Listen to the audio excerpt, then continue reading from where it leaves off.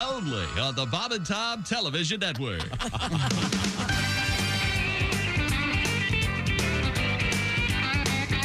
morning. Hello, hello, hello. It's the Bob and Tom Show. Singers. There they are. Hello, Christy Lee. Hello, Chick McGee. Hello there, Pat Godwin. Hey, Chick McGee. Pat in the performance room. There's Josh Arnold at the I Hate Steven.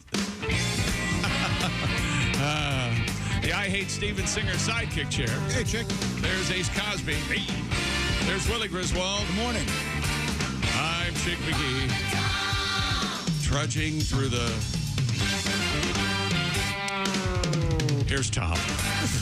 Aren't you excited? The NFL draft is this week. No, nothing to be excited about. Okay, all right. That's good. That'll keep them hanging. Just names. Coming up, we have a...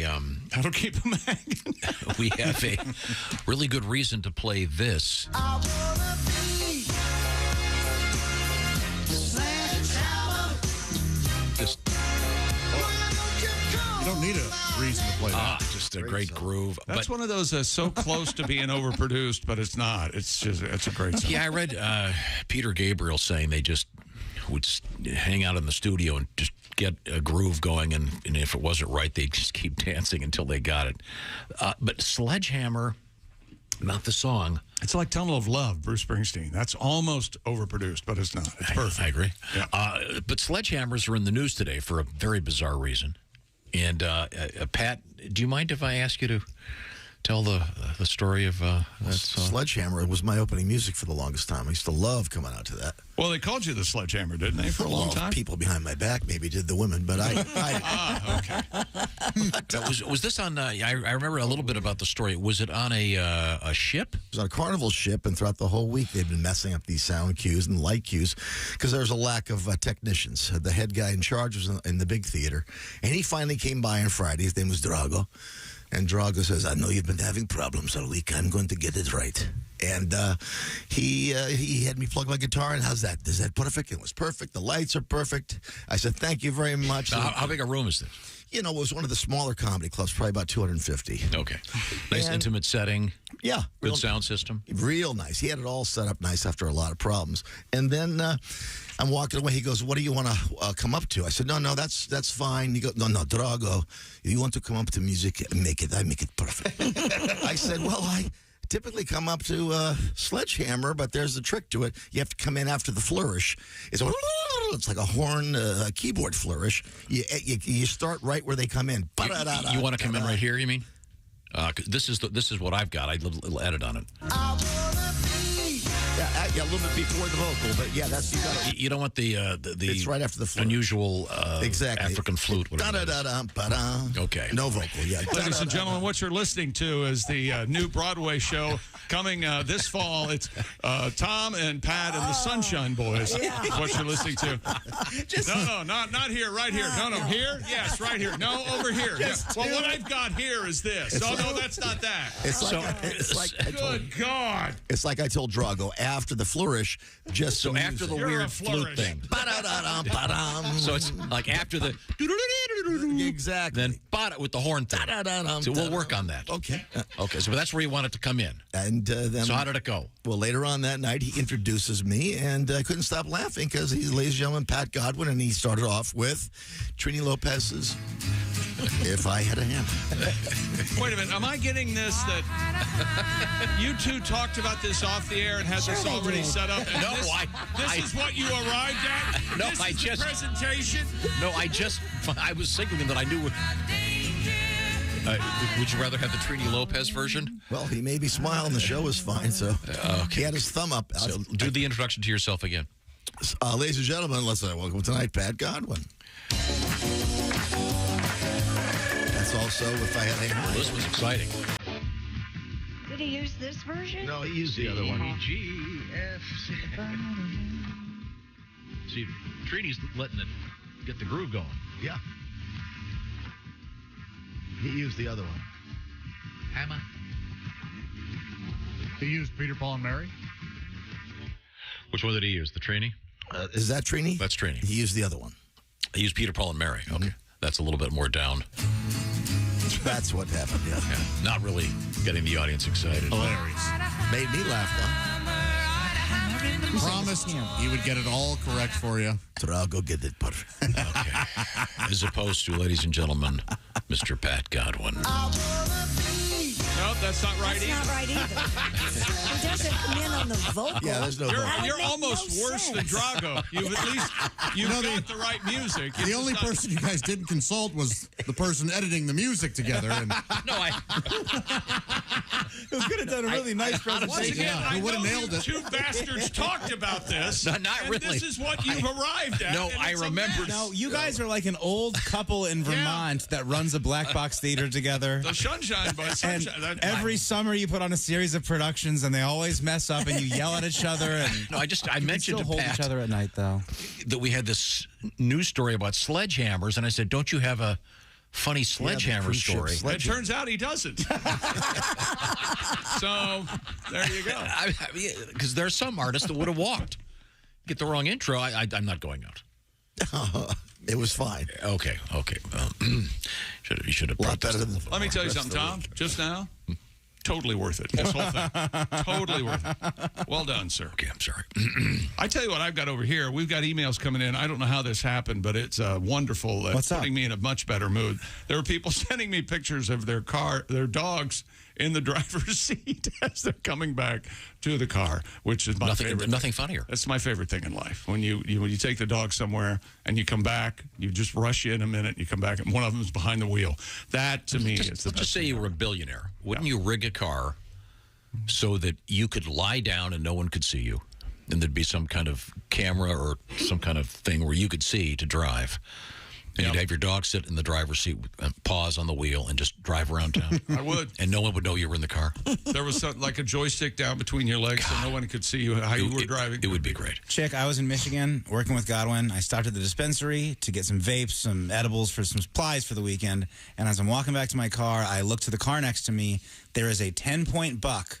Must be stuffed, whatever. Just driver's side. It was the fun. I laughed for 10 minutes before I got in the car. Are you serious? This guy was just staring, looking kind of regal as they do. Somebody must have put him there before they went inside. Got me. How can you not laugh at that? Look at the golden hilarious. retriever behind the wheel. Oh, it's the greatest thing They're when just you getting have gas. Yeah. And now, On what is the your right policy side. on saying hello to a dog in the car when they're by themselves? I don't know. What do I do? I mean, you're walking back to the car. Do you say to the doggy, hello? You don't have your license. No, you don't have your learners. What am I supposed to say? No, I don't know. do you say hello to dogs that are sitting in the driver's seat when you walk back to your car? Well, if the window's down, I do? do, but the window's up. Because sometimes can't hear the me. friendly dogs. It's great when you have a right side drive car because you can have your the dog sitting in the driver's seat as you're driving. You pull up to a stoplight and people See? do a double take.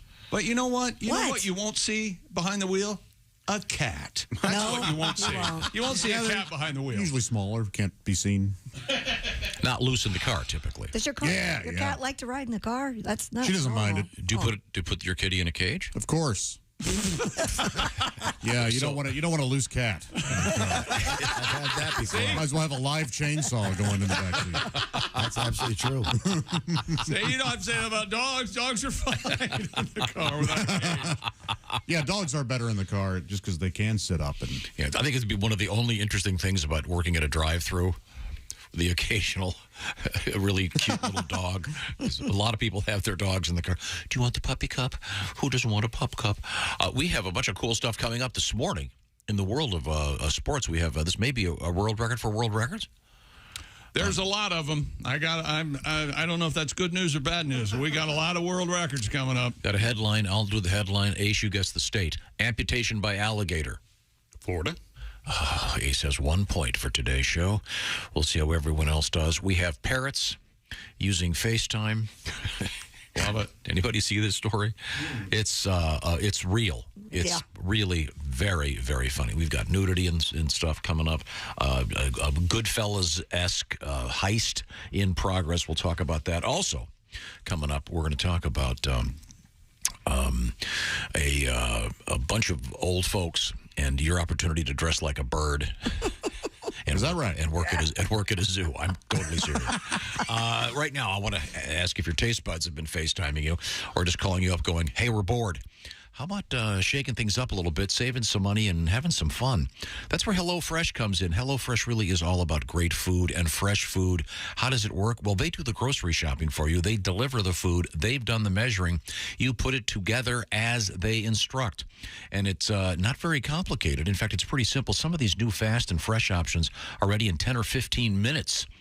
HelloFresh keeps your taste buds happy. Over 40 recipes every week to choose from. You can swap proteins. They make it real easy with over 100 seasonal and convenience items.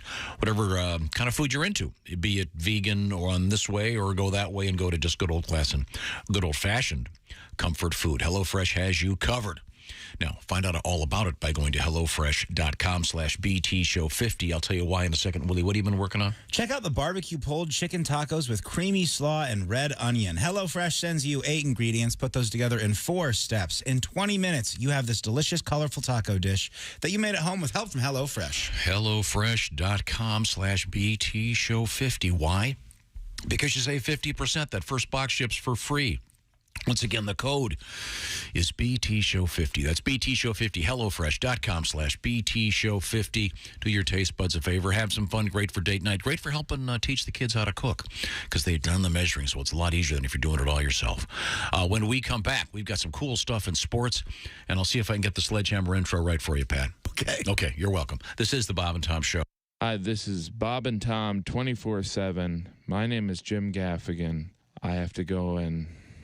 Well, I just had a...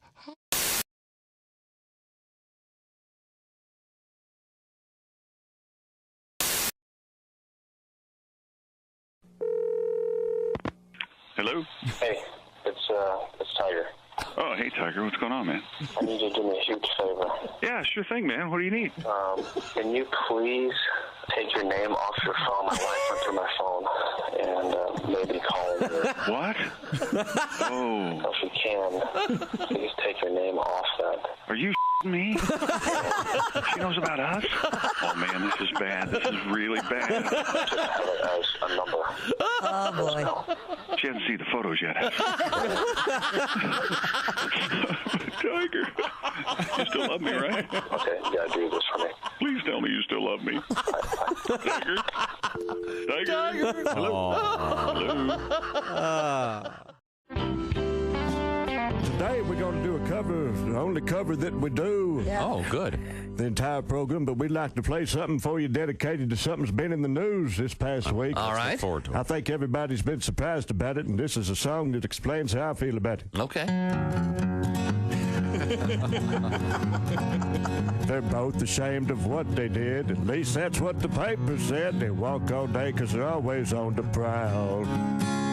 Tiger and horse, tiger and horse. His wife called him doing them horse. They're both pros at what they do, and both require special shoes. Of each with their heads going down in the caddy. Tiger and horse, tiger and horse. His wife called him doing them horse. Neither of them's made a peep, and fire hydrants don't come cheap. Be careful when you're out there chasing tail. You could wreck your truck and cut your head, but the #1 lesson ever said, no matter what you do, don't leave voicemail. Tiger and horse, tiger and horse. His wife called him, and the odds are pretty slim that you won't see him with any more horse. Yay!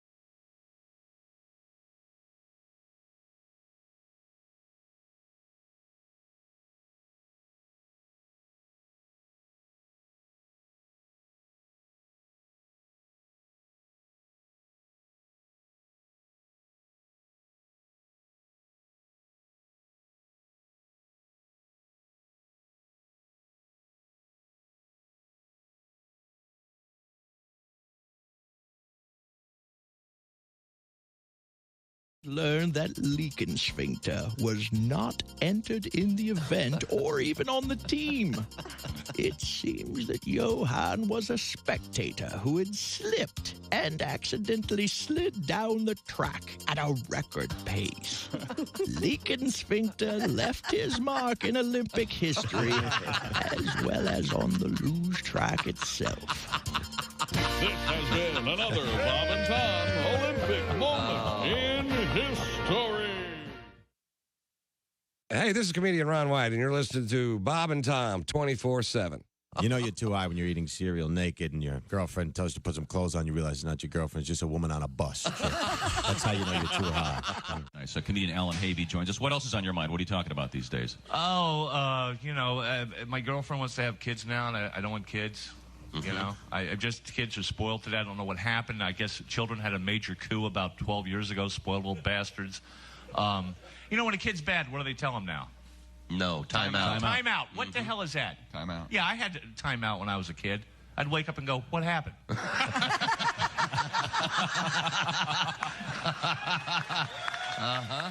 So, Mark, you're a single guy. Yeah, I tell you, though, it's tough because I got these neighbors behind me. Really? My neighbor, Gail, very... Gail? Gail is a woman who just moved. Her bedroom wall is right behind mine, and she has a new boyfriend. Mm-hmm. And I found this out. His name is...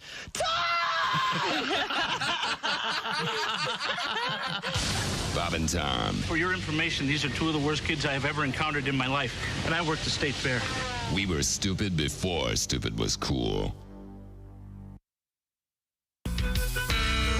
Hey, welcome back to the Bob and Tom Show. Christy Lee at the news desk. Hi. There's Pat Godwin in the performance room. Hey, chick. There's Josh Arnold, the I Hate Steven Singer sidekick chair. Chickster. There's Ace Cosby. Hey. There's Willie Griswold. Good morning, man. I'm Chick McGee, and here's Tom Griswold.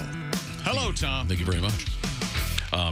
Coming up, we got a bunch of cool world records. A lot of interesting stuff happening today. I think we can get to the sports page in just a second. I think we may be ready to do the proper introduction, though, for Mr. Pat Godwin on the ship. We're going back to this. Well, I want to get it right. Oh, okay. It was important that you had the right intro. After the flourish. Because, you're a comedian. They want you to come out. You got to get the crowd all psyched up. And I realize now there's nothing I can do. You wanted to hear, you told, what's the guy's name? Drago, the Russian engineer. Yes, this is on the ship. Yes. That you wanted to hear Sledgehammer. Mm-hmm. And because that really gets the crowd psyched up. The great song by Peter Gabriel. And is this how they think Peter Gabriel's coming out, and it's Pat. So big letdown. I love Petty Gabriel. Yeah. Does Drago do the intro? Do you want me to do it as Drago? Sure, yeah. Ladies and gentlemen, from the United States of America, please welcome Mr. Pat Goodman. That's exactly right. But that isn't the way it went. Isn't that the beginning of the song? No. There's a horn thing. Without that weird... It begins with the weird... Oh, yeah, the weird... Yeah. It's like a Roland D500 sound or something like that. I think, isn't it? I assume it's some flute indigenous to... elsewhere than Brooklyn. I don't know. That's what it sounds like, yeah. It sounds sort of tribal and... Yeah, I'm just assuming. This poor Drago guy was like a nuclear physicist in the USSR, and then he had to go work on boats, and people are getting mad that he's getting their intro wrong all the time. Only job I can get. I got picked up by a cab driver once that was a doctor in Russia. Really, I'm not kidding. And but he was taking the exam here. Hope he's doing well. I tipped well. But the way it went was, ladies and gentlemen, all the way from US of A, Mr. Pat Goodman. That's the first song I ever learned to play on guitar.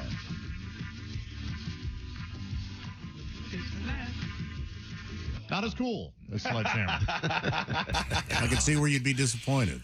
Especially considering he asked you what music would you like. And you're like, no, it's fine. And then he insisted and he got it wrong. In my head, he was messing with you.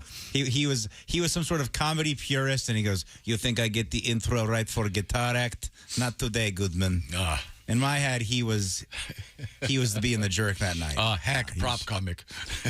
He was doing his best. It was funny. How's Drago doing these days? You seen Good. Okay, good. Good to know. This email just in from Daryl, who watches, he's behind on things, so he watches our shows on YouTube and listens to the podcast and things like that. He said, you guys are watching the YouTube video. You guys were talking about the couple being dismembered by their homemade guillotine last week. Yeah. Okay. Not to clarify, decapitated. There you go. Silly dismembered. Oh God, it's gruesome. They were in their own shed, and apparently they did it deliberately. It wasn't an accident. Right. This guy says at that section on YouTube, Tom looks at Christy while pouring his sugar into his coffee cup, talking about that story, right? And completely, in all caps, completely misses the cup. The guy continues, I'm sure when he was done talking to her, he probably looked down at that and thought, well, how did this get there? That's why I have this. Don't do that in the mic. Blow it onto the floor. Blow it onto the floor? Yeah, you just go. How often does that happen? You just blow it onto the floor. I blow the floor clear. And how often do you miss your cup with your sweet? Quite a bit. I'm focused. Who's going to blow away the ants? Yeah. The ants are happy. They love it. Manna from heaven. What a crazy story, by the way. You might be breeding a giant race of ants with that genetically engineered sweetener you're using. That story is so crazy because the people did it as some kind of religious sacrifice. Yeah. And then had their heads roll into a fire Yeah, pit. and they had it rigged so their heads rolled down this ramp into a fire, raging fire. It's so. I mean, if your head stays alive for like 30 seconds, you get to see the flames coming. Yeah, your last thought probably is this was a bad idea. Yeah. I wonder if we misinterpreted things. Yeah, this is where's my head?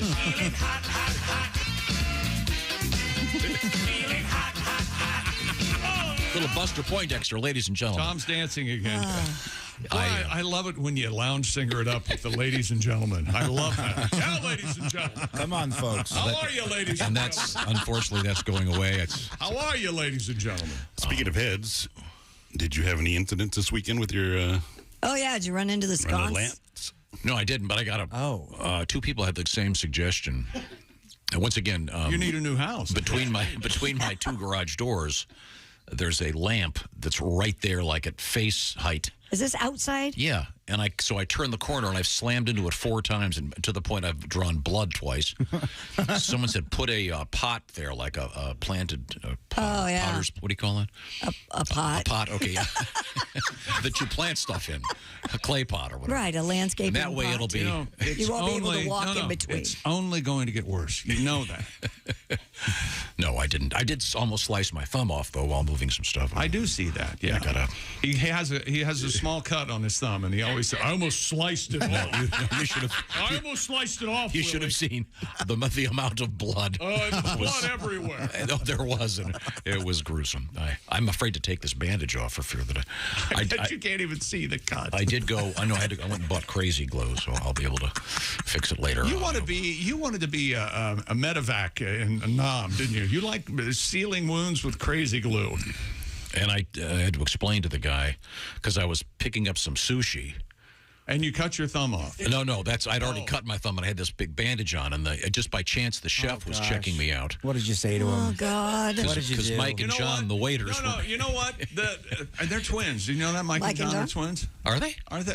They're brothers. At the sushi place I go to that I like. Yeah. They're pretty close if they're not twins. I think I get them mixed up. I think in any event. Now I'm doing it. Look what you've done to me. They're always there. They know my order, but as it happened, the chef himself was checking me out because they were busy. Wanted nothing else to do with you other than to take your money in a kind manner. No, he said to me, "What'd you do to your thumb?" I don't believe you. We got into a discussion about it, and I guess as a sushi chef, you get some major cuts in the course of your career. I bet. So, because I sushi'd my thumb, but he knows from cuts, doesn't he? Yeah. But nothing cuts like a guillotine, a homemade guillotine. Now, is it someone told me you can actually buy a guillotine online. What? Well, that seems crazy. Oh, I think you can buy plans for it, maybe. You can't buy an actual guillotine.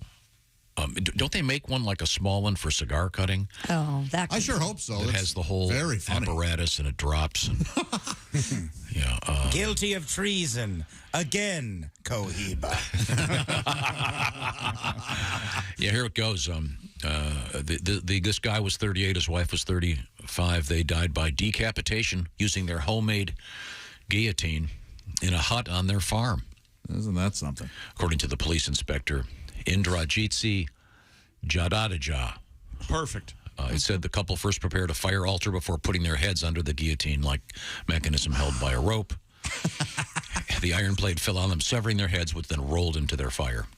Well, yeah, I mean, you want to finish the altar first because once you get the guillotine up and ready, you want to get started. You want to get ready to go. Well, you don't have that. Then it's just staring at you while you're prepping the altar. No, you have to get everything ready because once the guillotine happens, that's it. You're not going to be able to go back and do anything else. You don't want to build it and then like it have just sit there and then joke around about it like it's a treadmill you don't use. Hey, how's that new guillotine? You mean coat hanger? I'm just burning through Malcolm in the Middle on my DVR, brother. I just think it's weird that they have to set up this ramp like it's a Rube Goldberg device.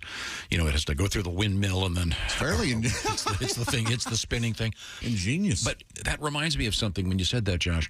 We had a story a few years ago about a casket building kit that you would build, and then it becomes a coffee table. Yeah. Oh, yeah. Until you're ready to use it. Well, but given either scenario, I think that sounds more reasonable than the guillotine scenario. Yeah, but do you really want to be reminded every day as you sit down, pop the TV on, that you're going to be lying in that thing for eternity? Right. I think not. Ugh. It's kind of nice that you actually get to use it for something, though. Yeah, I feel like get your money's worth. Look, I go out of my way to avoid driving by certain places right now that are cemeteries and stuff. So, so by certain places that are cemeteries, you mean cemeteries? No, I don't. There's certain. No, you know, like some bowling alleys around your cemeteries. I don't like driving by. Don't like driving by certain funeral homes. I go out of my way to not. Let me tell you something. You're in rare form today. Yeah, it's all true. You are out of your mind. What? I've had no sleep, so. I think you should take one from your own book and just calm down. Everything's going to be okay. We're all going to be okay today. No, it's not. I know people say everything's going to be okay. It's not. It's not. It's out of control. When you move to a new house, though, it's here he goes. See, it's like going to a. In this case, it's like going to a really nice hotel that you're suddenly in charge of maintenance, and a lot of the really cool stuff doesn't work. So, yes, I showered this morning. Oh, your shower's working. No, I had to go upstairs, walk by the window that has no curtains, and wave at the neighbors. Hi. Nobody is up, and nobody's going to be looking in your windows. And if they do look, they're going to turn away a gas and say, "Oh my God, blind me!" They're not going to go, "Hey, let me get some of that." Okay, well, unless they want a baby in them, and then they'll ask you to come by. Oh, it is a good severance package. I mean, come on. Put a baby in me. Okay. Yeah. So it's fun. Sexy? Fun. We're getting used to it, kind of. Where were we? We were going to head to the sports page. Is that right? Well, you can if you want. Steph Curry had 32, gave Sacramento, though, a late chance. Steph, uncharacteristically, not knowing how many timeouts the Dubs had. The defending champion Warriors, though, hold on to beat the Kings 126-125 in San Francisco to even that series at 2 games apiece. Harrison Barnes missed a three-pointer at the buzzer. Darren Fox had 38 for Sacramento. And how does Mr. Bard spell his last name? Who? Harrison Barnes? Oh, Barnes. I thought you said Bards. Poetry in motion. Sorry. See? What do we do? I don't know, babe. It could have been a Bard's College joke. There was a lot of pretentious routes he could have gone. Okay, how about this, Tom? Jalen Brunson at 29 and R.J. Barrett, we'll all share it, had 26. And the Knicks take a 3-1 lead over the Cavaliers in the first-round series yesterday at the Garden, 102-93. Ben Stiller was there, and the girl from Brady Bunch was there, and his wife, whatever her name is. That's a fun, young team, man. Yeah. Ben Stiller and his wife, yeah. Ben's really great. Whoever played Marcia in the movie, that's that girl. That's his wife, yeah. Mrs. Stiller. It's Christine something. She was in Hey Dude. Remember Hey Dude, Ace? On Nickelodeon? I don't. She was in Hey Dude? Hey Dude. They would say at the beginning. Who would See say what you've done? See what you've done? I'm sorry. He admires you. I'm sorry, Whitey. Who said that? It was like some disembodied voice during the theme or at the end of the theme. Okay. And that's, typically, in Josh's defense, Chick, our go-to source for all things about bad television and bad movies is Mr. Ace Cosby. And for him to miss something this awful. I did not mention the hit comedy ABC show Sledgehammer when we were talking about the song. There was a show called Sledgehammer? Oh, it was such a hit. It lasted 2 seasons. Yeah. But it was funny. Did David Raish? Did they use that Yep. song? Yeah. No. He's just called Sledgehammer. It's kind of a parody of Dirty Harry. Oh, okay. Who was in it? David Raish. It was funny. Yeah. It's hilarious. It was kind of they wanted to be Police Squad and Airplane, similar. but they weren't. Didn't quite make it. All right. I'm sorry. Well, 2 seasons. Come on. In today's world, that's but more of awful is better. Most often, you just keep doing awful and it gets to be better. What? Anthony Edwards, who was on ER, scored 34 points, and they call him the Big Cat. Tom, his name's Carl Anthony Towns. K-A-T, the Big Cat. Never mind. He had 17. I get it. Timberwolves beat the Nuggets 114-108 to fight off elimination. And Jaylen Brown and Jason Tatum, I don't know why they didn't say anything about him being the tater. They both had 31 points. The Celtics led nearly the entire way and beat the Hawks 129-121. Hawks lead that series 3-1. NHL winners in the playoffs last night. Edmonton wins in overtime, beating the Kings. Dallas, Boston, and Carolina also win in the NHL. And from the NFL this weekend, they have suspended 5 players for violating the gambling policy. We'll talk about it when we come back. Also, a really short person in the world records. It's a cool world record. Nope, not at all. It's uncomfortable, and he's very, very short, and I'm sure he's tired of how's the weather down there, stuff like that, but we're going to talk about it. That's how he makes a living. I mean, he's probably getting thrown at bars and things. Is that what you're saying? This guy's so small, you could throw him like a football. You could get a spiral. That's that would be unfortunate. Yeah, I wouldn't do it. I'm saying the man is small. Also, coming up, we have windsurfing in the news. We have the Sledgehammer story, which I'm looking forward to, and then Pat, we mentioned. Wait a minute. Is this a different Sledgehammer story? No, there's a story. We haven't done the story yet. It's all based on a news story. This has all come around. Sledgehammers are in the news. Oh, my God. Oh, wait a minute. It's a great story. Okay. And then we have a cruise ship and... oh, wait a minute. We'll have more of this when we come back. Hey, dude. Thank you. It's a little wild and a little strange. So I misremembered. It was at the beginning of the theme, yeah. Hey, dude. Okay, and we have a cruise ship and what to do with the dead body on board. That's all coming Or what up. not to do. Yeah, okay, we'll find out about that. Right now, I want to talk about Angie. And, Josh, you're my man in this category. What do you got over there? Oh, well, I've got info about Angie. I'll tell you what Angie has. Everything you need when it comes to home repair, because Angie is your home for everything home. Angie doesn't just get your home projects done. Angie gets them done well. I know from experience. That's right.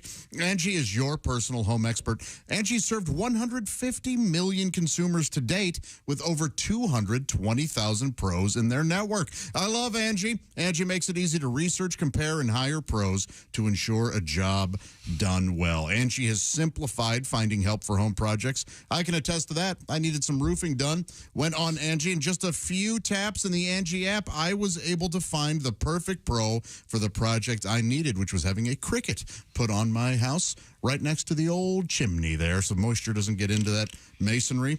Wonderful work done, and all thanks to Angie. Angie can tackle your home service project from start to finish, or you can just go on there and research and connect with local pros for a specific project. And Angie can help you get a fair price for your project. That's one of my favorite things about Angie. They let you know what the project will cost, no surprises, no sticker shock when it's over.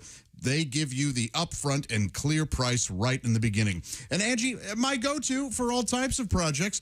Angie can help with hundreds of projects. Maybe you have a small repair. Maybe you have a major remodel. Angie will be your go-to for anything you need to get done around the house. Download the free Angie mobile app today or visit Angie.com. That's ANGI.com.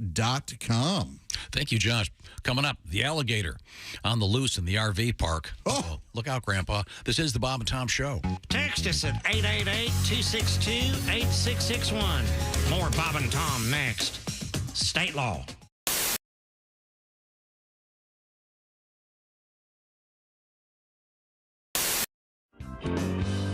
Okay. I actually wrote a song for you guys. Oh, no. Yeah, I did. You guys did a story last week, and I was listening to it on the plane ride on the way out. I'm a VIP member. Just want you to know that, because I'm in LA. And so I was listening to the show, and you guys did a story that just knocked me out. And where most people see tragedy, of course, I hear a song. And so I thought it would be nice for my debut here on the Bob and Tom Show. Do a little tribute to you guys here. Okay.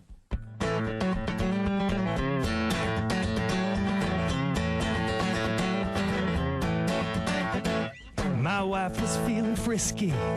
We'd been drinking whiskey. That's when she said the magic words, "Baby, what you want?" So I grabbed a roll of duct tape and a toy out of her nightstand, and I hooked it to the end of my reciprocating saw. Right next to her dresser, I cranked up the air compressor, standing in my birthday suit with my safety goggles on. I can't describe the beauty or how fast it shook her booty with an attachment you won't find in the Sawzall catalog. When the firemen arrived, they just couldn't believe their eyes. She cursed my name and shot me a look so fierce. I said, "Honey, on the bright side, you always wanted your lip pierced." They applied the pressure and they tried to stop the blood while I explained to the cops about our reciprocated love. Someday we'll look back and laugh. Damn near cut my wife in half. I am no magician, David Copperfield, I ain't. But she is my sweet baby. She is one tough lady. Not every girl could handle 40 stitches in her tank. The doctors say that she'll be fine. She'll be back up on all fours in no time.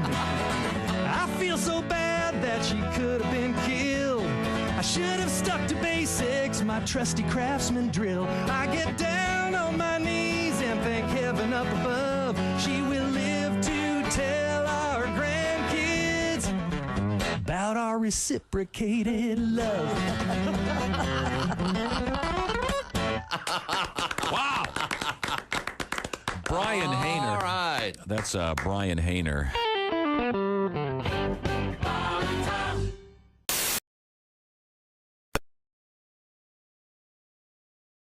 Immediately, cause of that fire unknown. And that's your news. I'm Christy Lee. More of the Bob and Tom Show on the way. Ladies and gentlemen, Bob and Tom. Ooh, from eating fish and worms, fish and worms. Everybody's wishing they had fish and worms. Wrap them around a corkscrew, twist them around some twine, take them to the health spa so they can unwind. Fish and worms.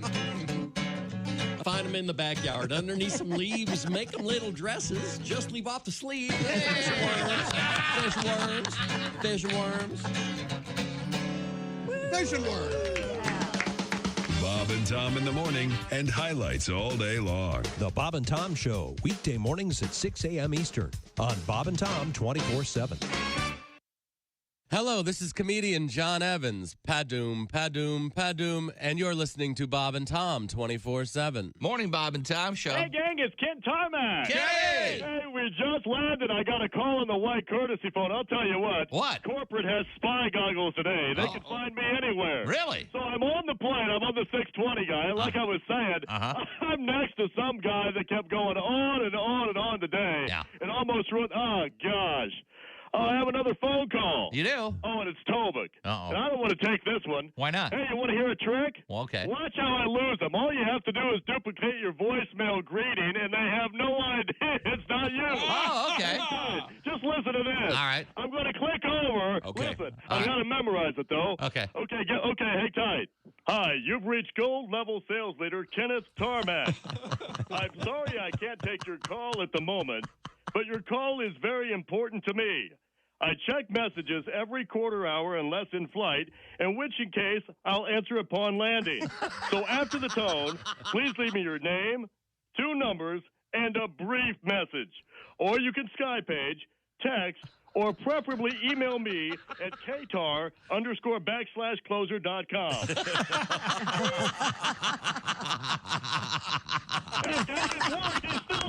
He's still talking. Is he talking? Yeah, he's still chatting me up. Oh, God. I'll catch you later. I can't get enough of this. All right, bye. We just landed and I pulled it off again. Oh, you did? I don't believe I called Bob.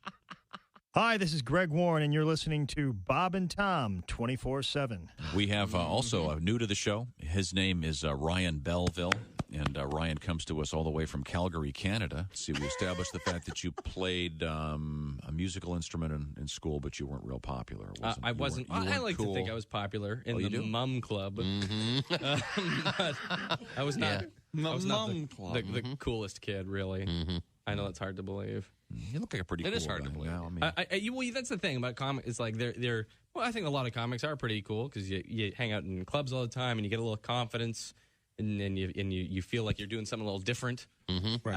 When you go back to the reunions, people are like, "What do you do?" Well, I'm a manager of the regional Blockbuster, and I'm like, ha ha ha! I tell wiener jokes for a living, sucker. So, like, there's that sense of positivity. That is a. Yeah. Do you have a card that says that? That's right. I got a tattoo. How do you spell sucker? Hey. Suck on that, huh? Sucker. And Jesus said, take this bread and eat it. It is my body. And the disciples said, Jesus, we're all on low-carb diet. We appreciate you dying for our sins, but we're all trying to slim down a little. We want to look good in the painting. Bob and Tom 24/7. Pumpkins coming up. Hey, welcome back to the Bob and Tom Show. Christy Lee at the news desk. Hello. There's Pat Godwin in the performance room. Hey, chick. There's Josh Arnold at the I Hate Steven Singer sidekick chair. Hey, chickie. Hey, there's Ace Cosby. Howdy. There's Willie Griswold. Hey, man. I'm Chick McGee, and here's Tom Griswold. Thank you very much, Chick. Just enjoying the music here. We've got some special editions of this show coming up in the near future. We'll be doing them from some remote locations. Although the word always is funny. You hear remote locations. They go, yeah, you guys are in Antarctica? No, we're in a mall in a suburb of some major city. But right now we return to Mr. McGee at the sports desk. Trouble in the NFL, kids. They've suspended 5 players for violating the league's gambling policy. Remember this a couple years ago from Calvin Ridley. Mr. Ridley has been reinstated, by the way. But 3 players suspended indefinitely over the weekend, and 2 received 6-game suspensions for betting on non-NFL games at a league facility. The NFL said a league review uncovered no evidence indicating any inside information was used or that any game was compromised in any way. The players, Detroit Lions wide receiver Quintez Cephas, Lions safety C.J. Moore, and Washington Commanders, if there's trouble, got to get a commander in there, defensive end Shaka Toney, may petition for reinstatement following the 2023 season. Shaka Tony. Lions wide receiver Stanley Berryhill and Jameson Williams each received 6 gamers, though they will be able to participate in off-season and preseason activities. Are they allowed to bet on those games they're not playing in? The Lions immediately released Cephas and Moore, the 2 that were suspended indefinitely. Oh, all right. Don't go out the door. Out the door. Yeah. Bo Cephas. Doesn't that nickname be a natural? Got to be a nickname. Yeah. You would hope. Yeah. Yeah, this is pretty complicated. I guess a couple of the guys made legal bets, but they made them while they were standing on team property. Yeah, and you're not. Yeah, they all know that it's a no-no, but it's so prevalent now. The betting and the thing and the phone, and you bet if the pass is complete. And every other commercial is for one of the casinos gambling. I can see how. Hey man, should I bet on whether or not I'm going to drop this next throw?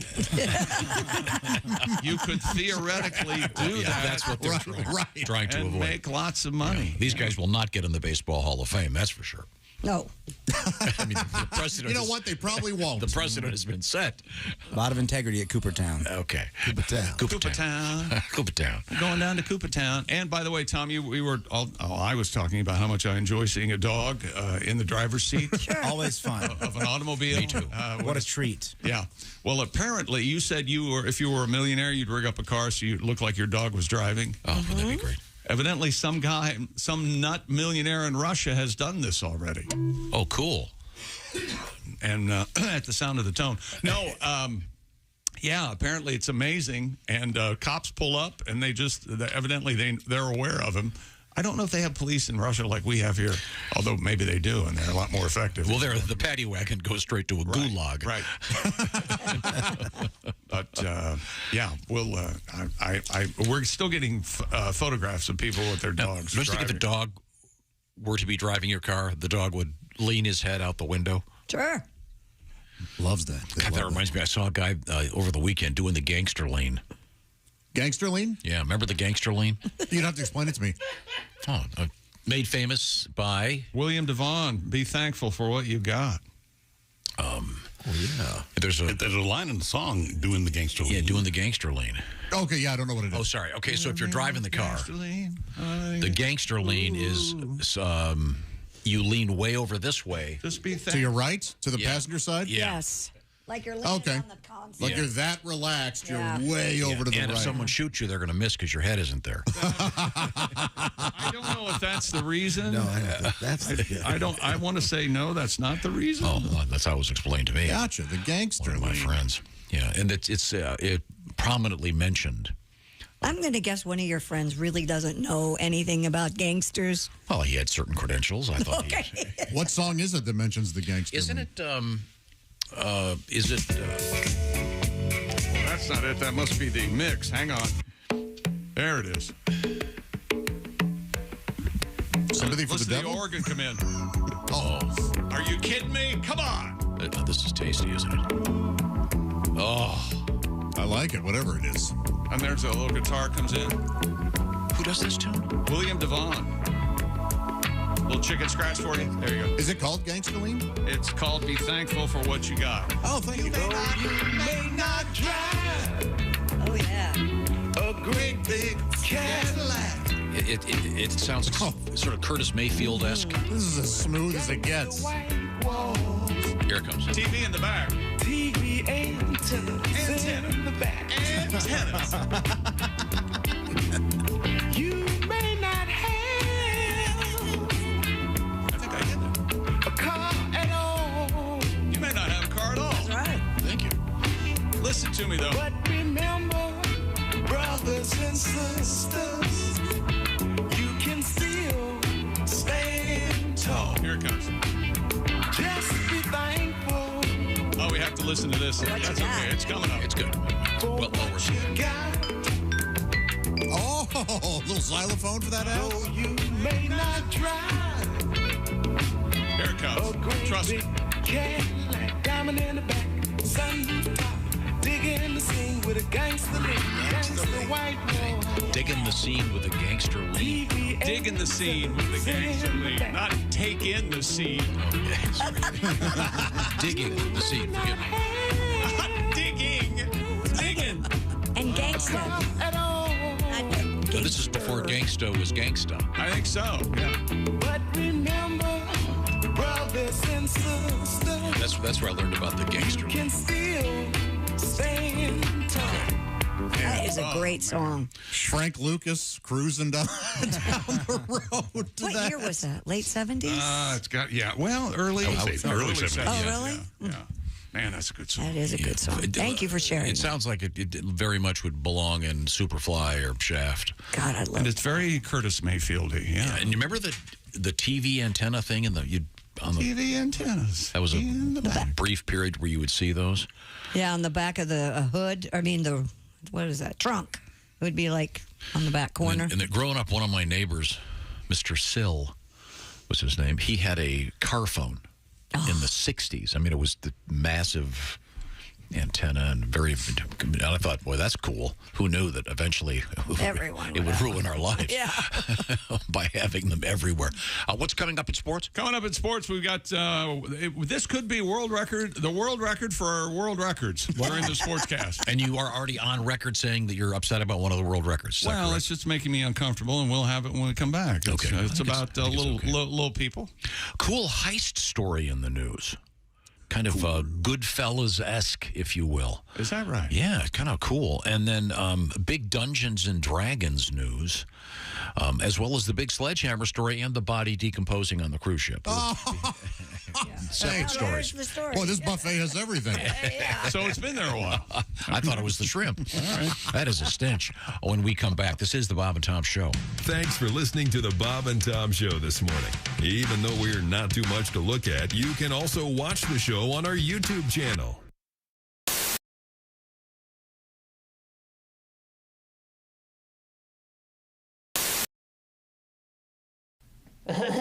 I have a bean for lunch and then a bean for dinner. Yes, yes it is. Yes it is. Yes it is. No, no it's not. Thank you. Thank you very much. Thank you. People say I got a bad break. Hey man, what's going on? Yeah, this is so cool, man. I can't believe it. All right, all right, all right. I love the Bob and Tom Show because they represent America, the Constitution of the United States, and I live in Cincinnati, Ohio. Yeah, so anyway, I was asking, somebody told me that you are a mayor in Hillsboro, Ohio. That's got to be really interesting. Tell me about it. Hey, Mr. Potter. Hi, Building and Loan. Oh, gosh, Yogi, I'm all sticky. Hello, this is Droopy Dog. Hello. Hi, welcome to the Mr. Obvious Show. I am your host, Mr. Obvious. Let's take a call. Thank you very much. Thank you.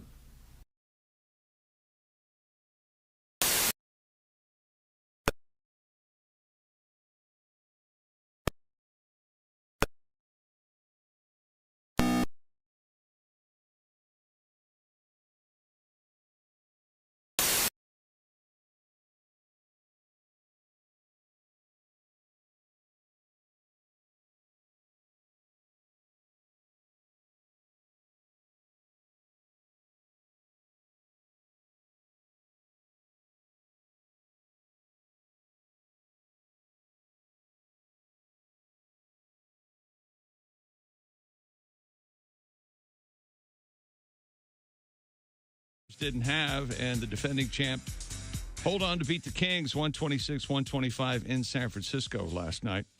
Jalen Brunson had 29, R.J. Barrett 26, and the Knicks took a 3-1 lead over the Cavaliers in their first-round series, a 102-93 win. Josh Hart moved into the starting lineup and had 19 points.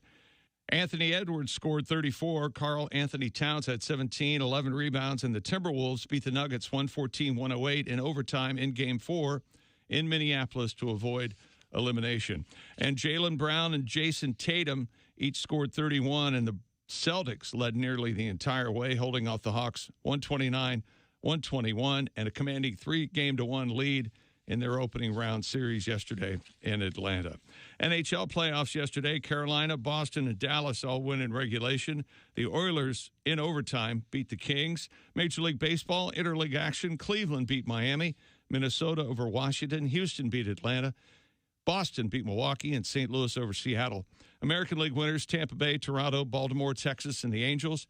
In the National League, your winners, the Phillies, Pittsburgh, the Dodgers, San Diego, and San Francisco.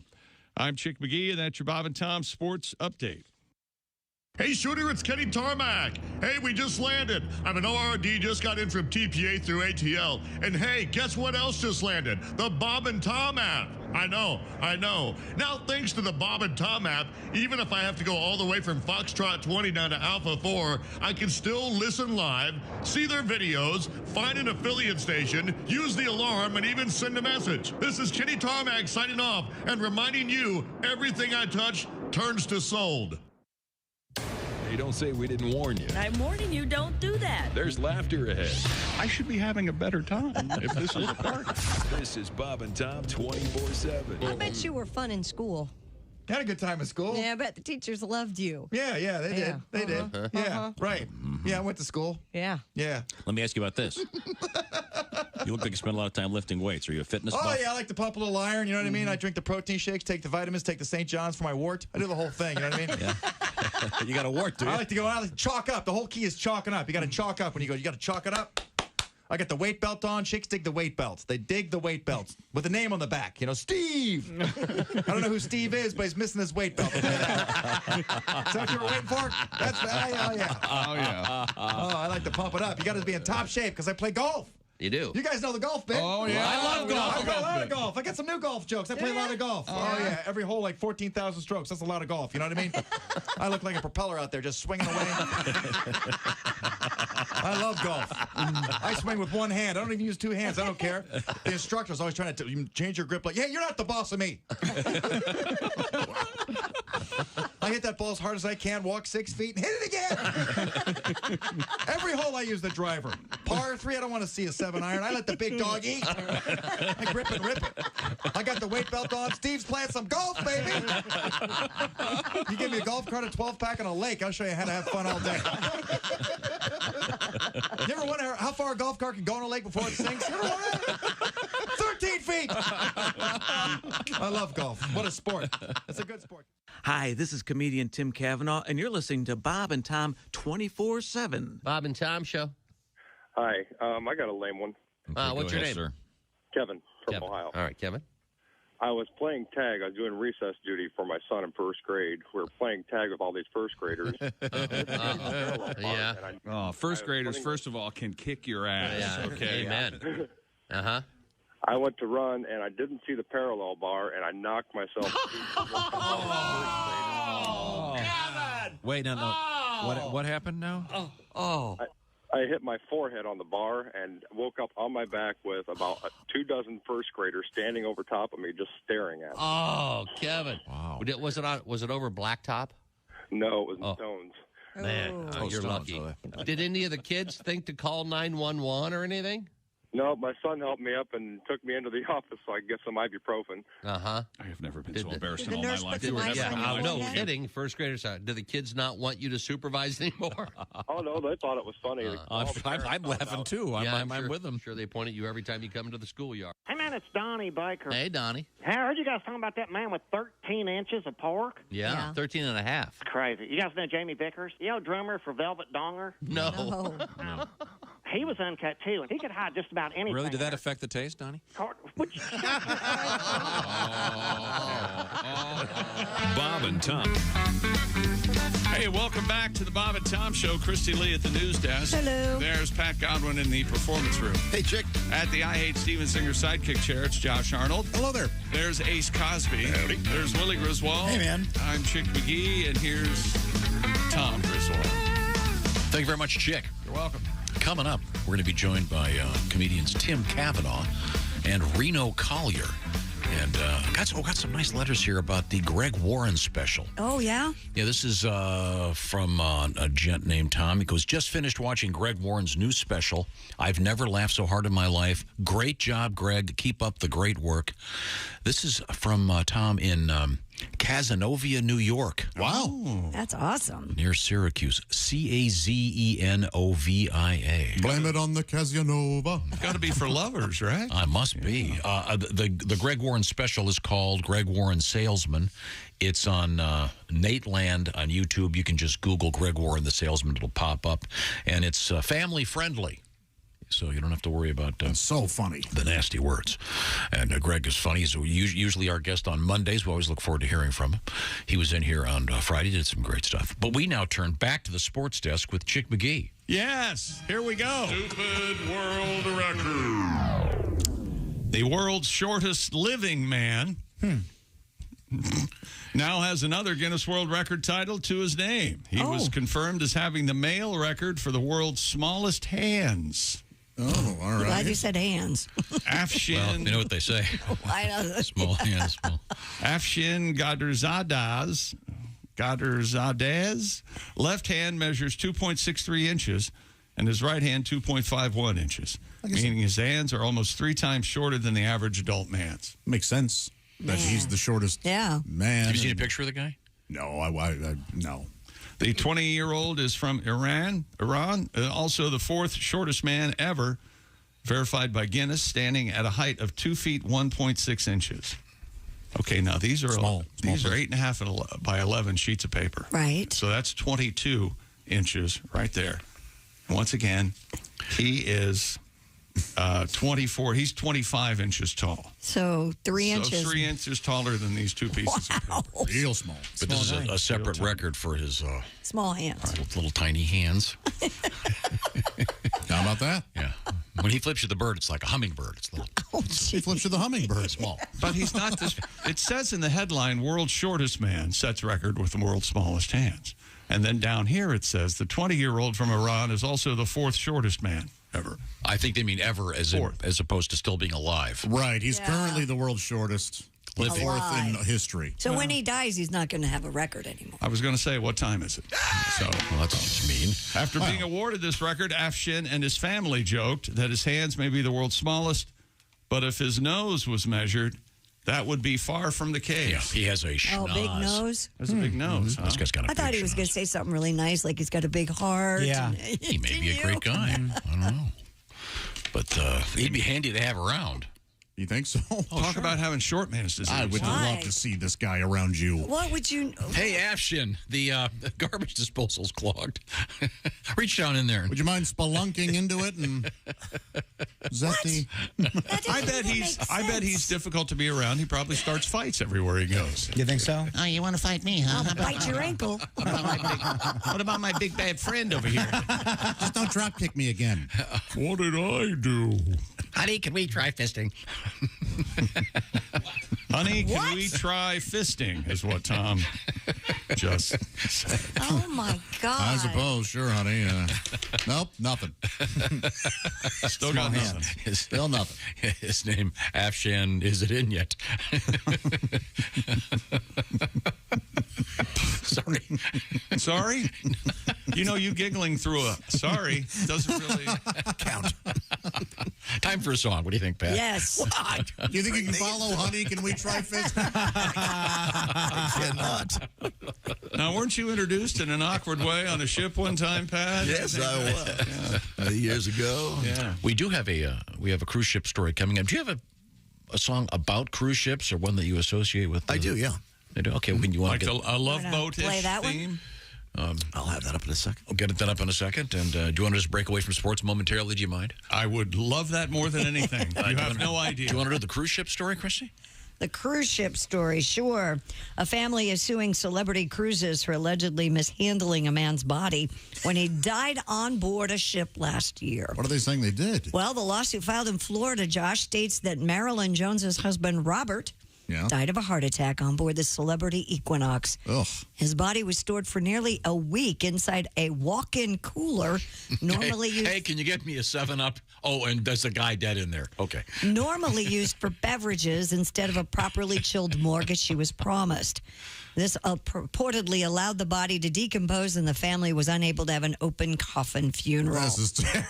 The suit states the family suffered extreme emotional trauma. Jones's attorney are seeking a jury trial.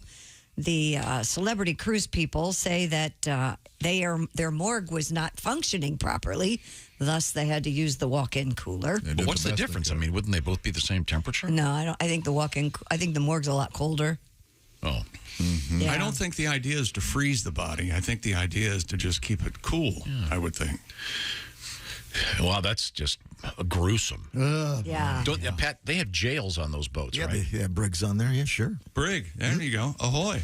That's right. Wow. Briggs, morgues, all that kind of stuff.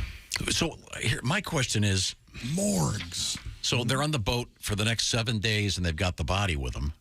Mm-hmm. What does she do? Well, goes to the shows. Roger's down in the fridge. I don't know, I guess go snorkeling today. Well, I mean, she's kind of stuck. She can't really. I don't want to waste What the are they going to trip. do? Well, my husband just died. Baccarat? Do I get his drinks too? Maybe a free tour. Yeah. I don't know. Do they play sad songs at the dueling piano bar? Oh my God. Yikes. I could use a dance partner. I bet this happens more than. Yeah, it I mean, happens a lot, that actually. people die on. Well, the fact that they have morgues Right. on them, yes, does suggest this happens quite a bit. Have you ever been to it, Pat? No, they don't let you go to see that kind of thing. Okay. I bet it felt like you were in front of the morgue a couple times. You just walk out the dance floor. It's very morgue-like. Boy, oh boy. Your set's not going well. Well, now I know what it feels like to be dead. So you got a cruise ship song? I do indeed, yeah.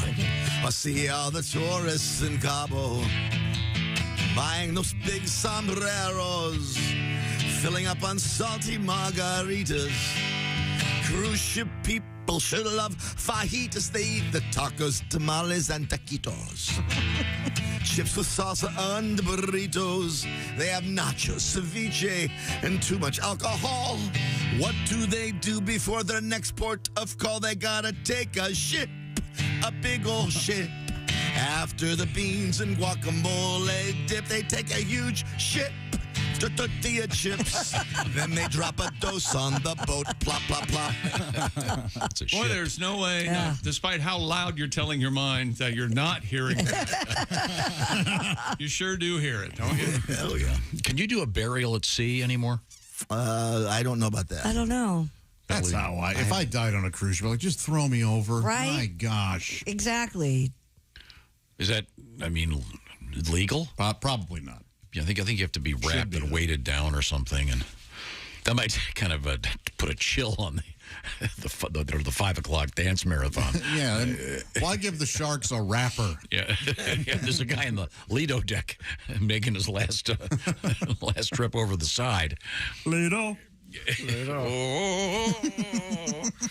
Well, but if they kept him in the same fridge as the beverages.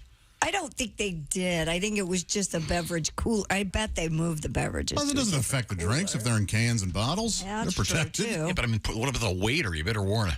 Well, the guy's wrapped Did you up. tell Steve if he goes to get the 7-Up? Hey, are we out of ginger ale? God! Can you imagine?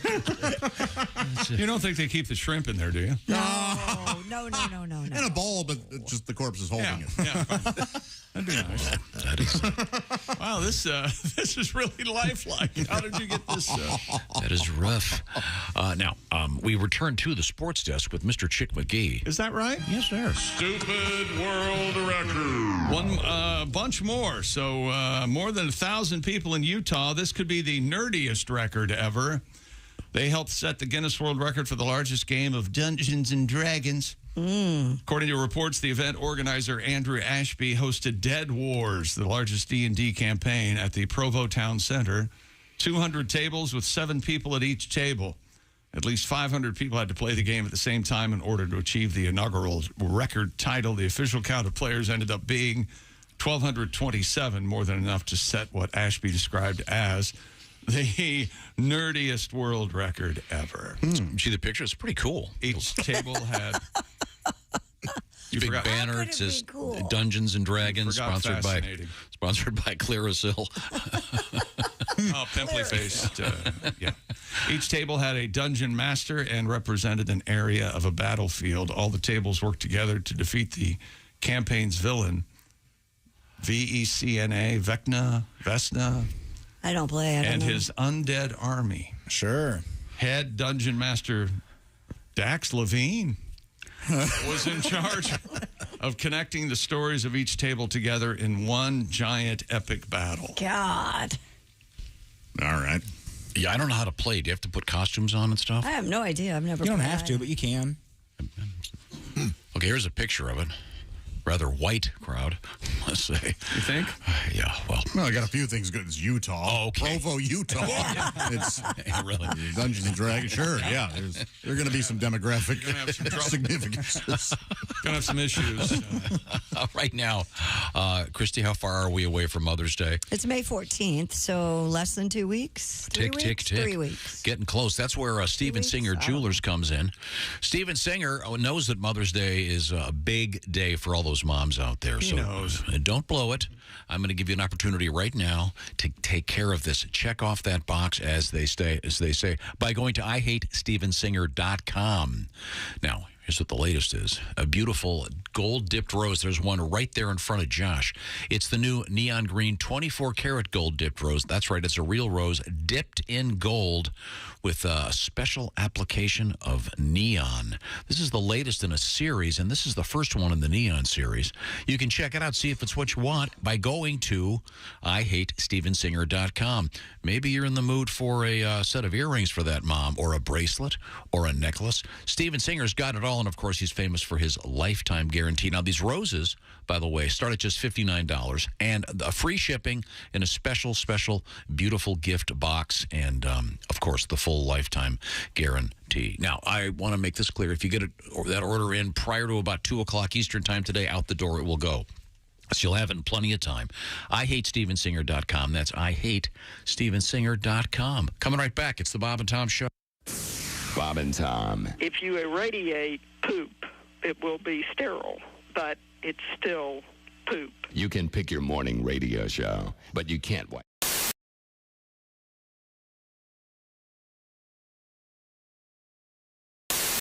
Well, I watch, I'm home during the day a lot, and I have a little ritual called watching 8 hours of Law and Order in a row on cable. Because you can. Yeah. Law and Order, yes. Law and Order, yes. Law and Order, yes. Charmed, crap, it's over. But I love Law and Order because it's ripped from today's headlines. You know? It takes a news story that's going on, then they change the names up a little bit, then they make that the plot for the episode. The thing about Law and Order is, though, every episode has to involve a murder. And even if there's not a murder in the news story they're talking about, they just go ahead and add a murder into what happened. Okay. And, which has got to piss off the people in the news story, because they're watching. Fred Thompson and Sam Waterston are hashing out the case. Now, Jack, I'm afraid you're going to have a political firestorm on your hands if you insist on prosecuting this as a first-degree murder trial. Politics is your area, not mine, Arthur. It's my job to convince a jury that the governor of New York was caught with a high-priced call girl and then murdered her. Elliot Spitzer is sitting home saying, whoa, I didn't murder her, all right? Everyone knows you're talking about me here. You're not fooling anyone with this Elliot Bitzer character. Yeah. Right? He should sue Law and Order, which would be an episode of CSI New York. I don't know how the jurisdiction works.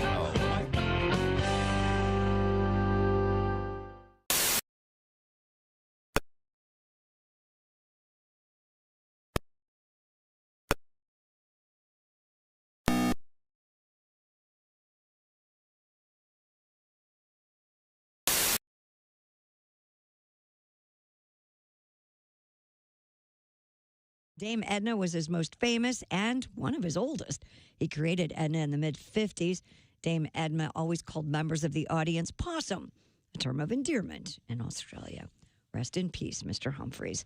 And that's your news. I'm Christy Lee. More of the Bob and Tom Show coming up. Ladies and gentlemen, Bob and Tom. Do you remember the Jif slogan? Choosy mothers, choose Jif. That's right. And choosy moms. Yeah. More informal than choosy moms, choose Jif.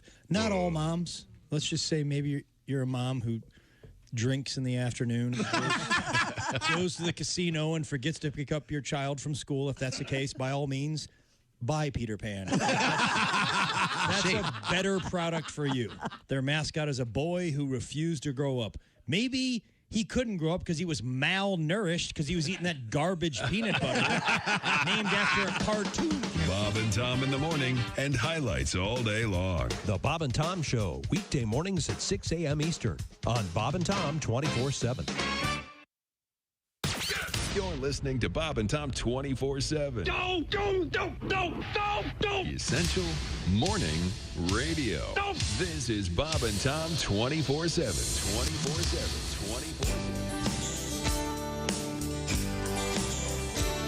I'm sick of being sick. I've been in my bed all week. I feel like dick. I'm sick of my TV.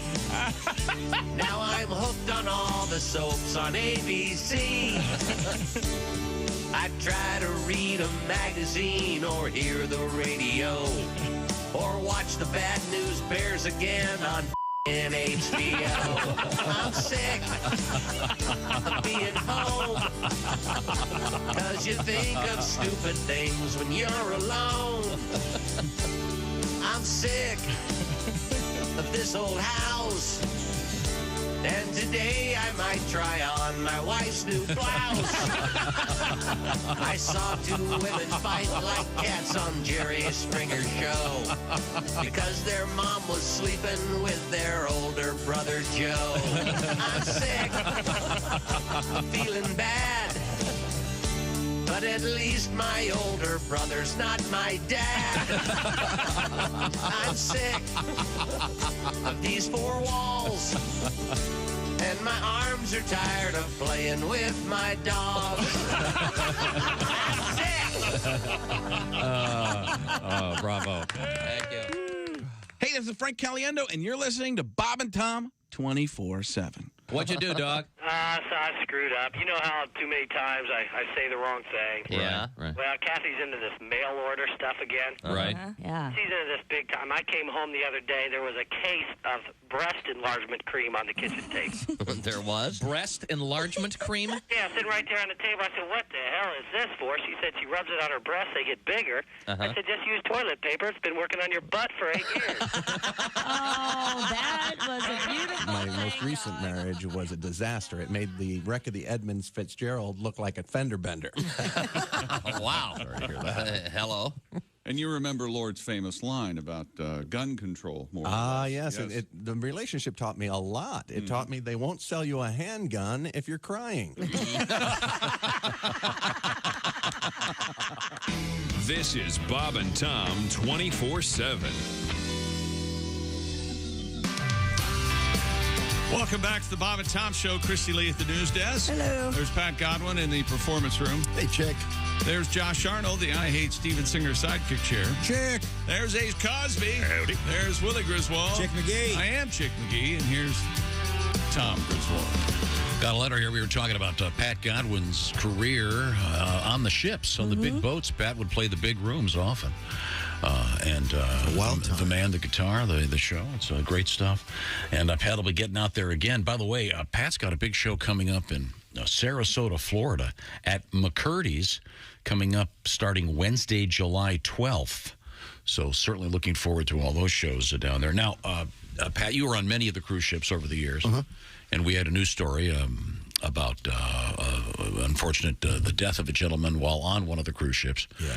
And apparently the morgue had some kind of malfunction, so they kept him in one of the walk-in refrigerators for the next week, and now the family is suing. It's rather unpleasant. Right. Got this letter.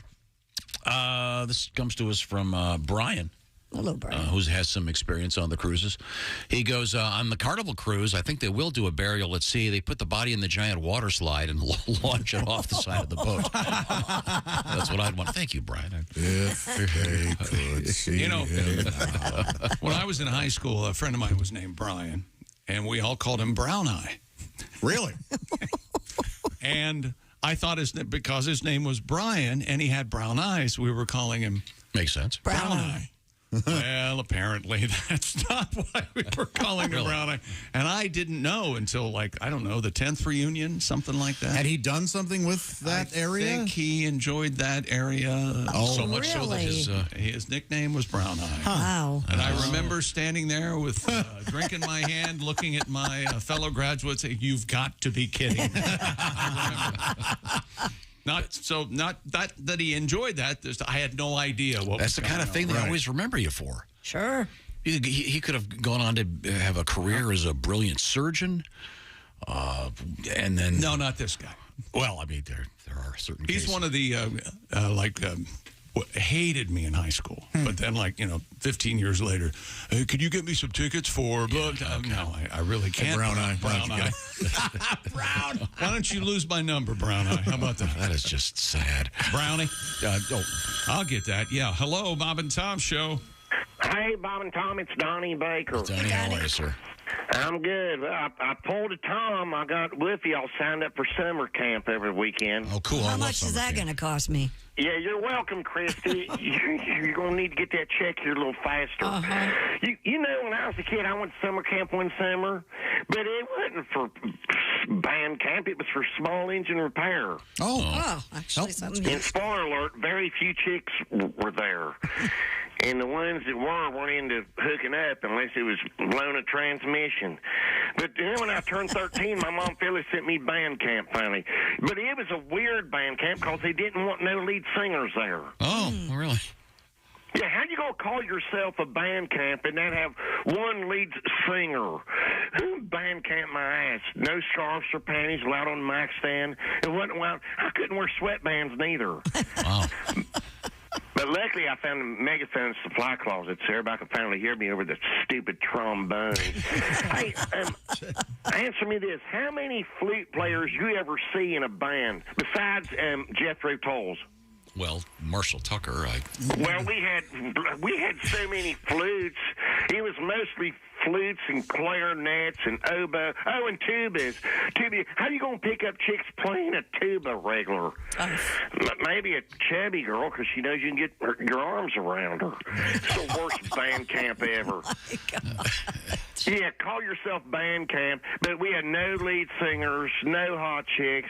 I bet you it's the same band camp that produced Chicago and ABBA. I swear to God.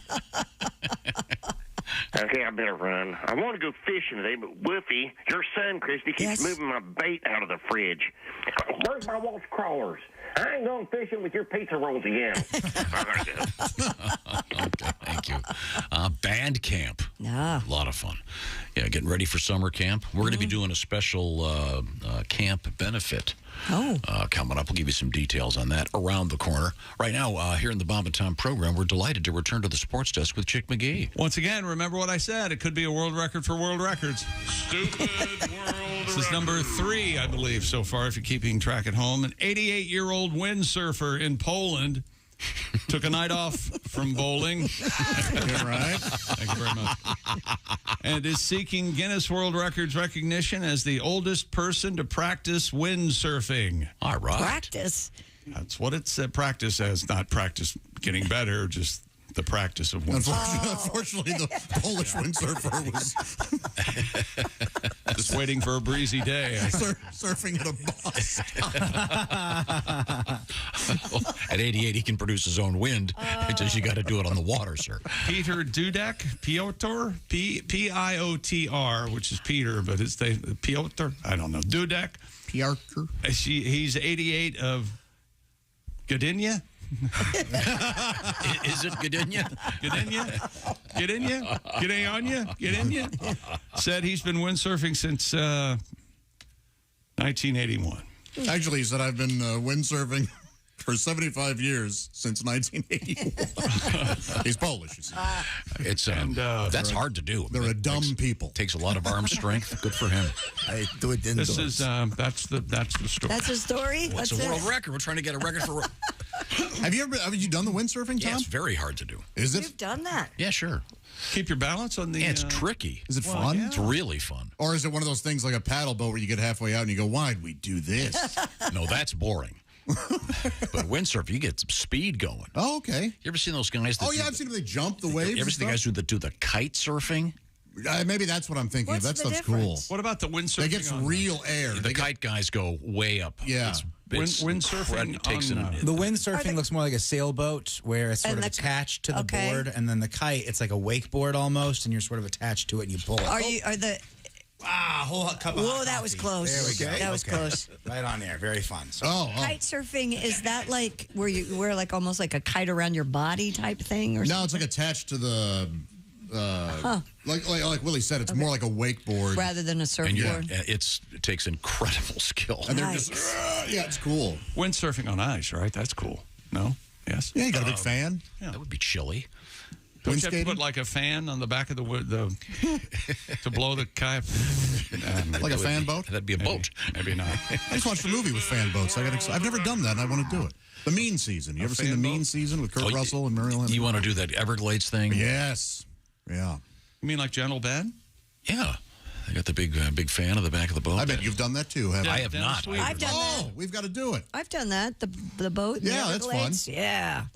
Goes over grass. Yeah, it goes over everything. You see alligators, you see boas. It's great. Did you see the viral video that there were these people in Florida in a shallow pool with their pet alligator feeding the alligator? Oh. They were in the pool with the alligator, and the alligator was coming up getting meat from their hand. In other words, they're asking for it. No, in other words, just a matter of time. Yeah. We got a story about that coming up. Holy hell. Oh, boy. Yeah. Stupid. That's right. There's more. Well, I hope you like this one better than the last one. I thought it was pretty cool. We'd have to. Over 100 senior skydivers broke 2 world records in California. 100? The Skydivers Over 60 program said 101 jumpers successfully created a snowflake formation, which could be basically anything. Usually snowflakes are under the age of 30. Thank you very much. I guess I don't know what a snowflake is. In the sky, beating the previous record of 75 people. You've seen this where they join, what is it? They all hold hands. They hold hands, and then you hold the guy's foot or something. Oh, yeah, that's right. We did it. Spokesperson Kyle Jenner said 95 skydivers then went back up to break the record for a sequential formation, which means the group changed its formation of words. And words. Do you think the word "hurry up" gets I don't know, shouted a lot? Hurry up! The group's goal was to show the world that there is still a lot to do in life after 60, which is a lie. Evidence of the attempts will be sent to Guinness World Record for verification. So, not really a world record. You can't keep doing this. Unless it's a world record. It'll be verified soon. No. I bet it's not. Okay, well, and by the way, it doesn't count if your testicles or your boobs are touching the ground before you complete your landing. A lot of sagging. People. I mean, can you, if you're, in your late 70s, jumping from a plane, that's serious business. Serious business if you're 10. But I mean, I assume you're more brittle. At that age. You think the wind resistance would... You're saying a 10-year-old bounced? Is that what you're saying? Yeah. All right. I've got a 10-year-old. You can throw it on a set of stairs and she pops right up. It is amazing. Kids fall and just get right back up. I have to pick up a sugar packet. I need a winch. We're on the air. You know that when you're throwing your kids around over there. You realize that, right? Just telling everybody. World record. Oh, my kids can take a punch. A group of cyclists in France broke the Guinness World Record. This is cool. For the largest GPS drawing by bicycle by a team. Wow, what'd they draw? Oh, God. It better be a dick and balls. Florent Arnault, Frank Delamore, another French lady, and another French guy biked 636 miles to earn the record title. The team's route created an image of a velociraptor. Oh. As a play on words with the word for bicycle in French is velo. Oh. Like velociraptor. So tenuous. Unamused. Haven't you seen these things where remember the thing where the aircraft flies over North Korea and makes a huge penis? Sure, yeah. These flyers do it. They did it on a bicycle, and there's a map, and there's a drawing of a velociraptor over. Isn't there a commercial that was running about a guy who runs, and it makes the shape of a heart and gives him... Oh, that is a sweet commercial, yes. This is similar. Whatever the hell it is. Now, the velociraptor would appear... Of course, she said, this is it for that's all you got me? No was jewelry? A stupid drawing. Oh, Jesus, Ethel. There's always something with you. It turns into an awful, ugly scene. I mean, this couple is out there, these couples, doing something. They're really into fitness, cardio, and Etch-a-Sketch. Yeah. Yeah, obviously, pretty tricky because they have to stay on roads. So they have to find roads that will lead them to this. Yeah, they have to stay on roads. No, but I mean, the roads have to, when it's all said and done, from above, look like a velociraptor Well, they would have outline. had to have done this on paper first and then knew where they were going. And I bet you there's It a wasn't computer, there's an app probably that shows them how to go. Yeah, for sure. It wasn't they just jumped on a bike and they... I think we've reached the left toe. We got to go left here. But it's a cliff. Hey, look. Hey, GPS says... Did you want the record or not, you big pussy? I have a cycling question, particularly one relating to you, Tom. You just said they have to stay on roads. There are no fences in my neighborhood. Sure. For the most part, and kids play wherever they want, and it's fine. Yeah. But yesterday, I looked out my window. I was doing dishes, and I looked up, and there was a child riding his bike in my backyard. Is that worth me going out and going, hey, get off my lawn? Yeah. What are you doing? Yeah. I would, hey, Stranger Things, hit the road. All right? Here's the thing. He's testing boundaries. You've got to go out there and say, hey, this is my yard. Get your kid little ass out of here. He was just cutting through. That's one thing. No, just riding around. Wasn't your yard kind of a nice challenge? A little bit of a slope? Yeah, but he wasn't on the hill at all. He was just circling around my deck and yard. And I've seen him. I don't know his name. Do you know where he lives? I have an idea. So do I say something or just silently set up traps? See if he does it again. Build a bike ramp for him. I don't want to be the... Do some cool tricks. Put a stop stick out there for him. See what happens. Yeah. I don't want to discourage these kids from playing. Sprinklers. Little piano wire. Oh, there you go. Piano wire and sprinklers. What the hell's wrong with you?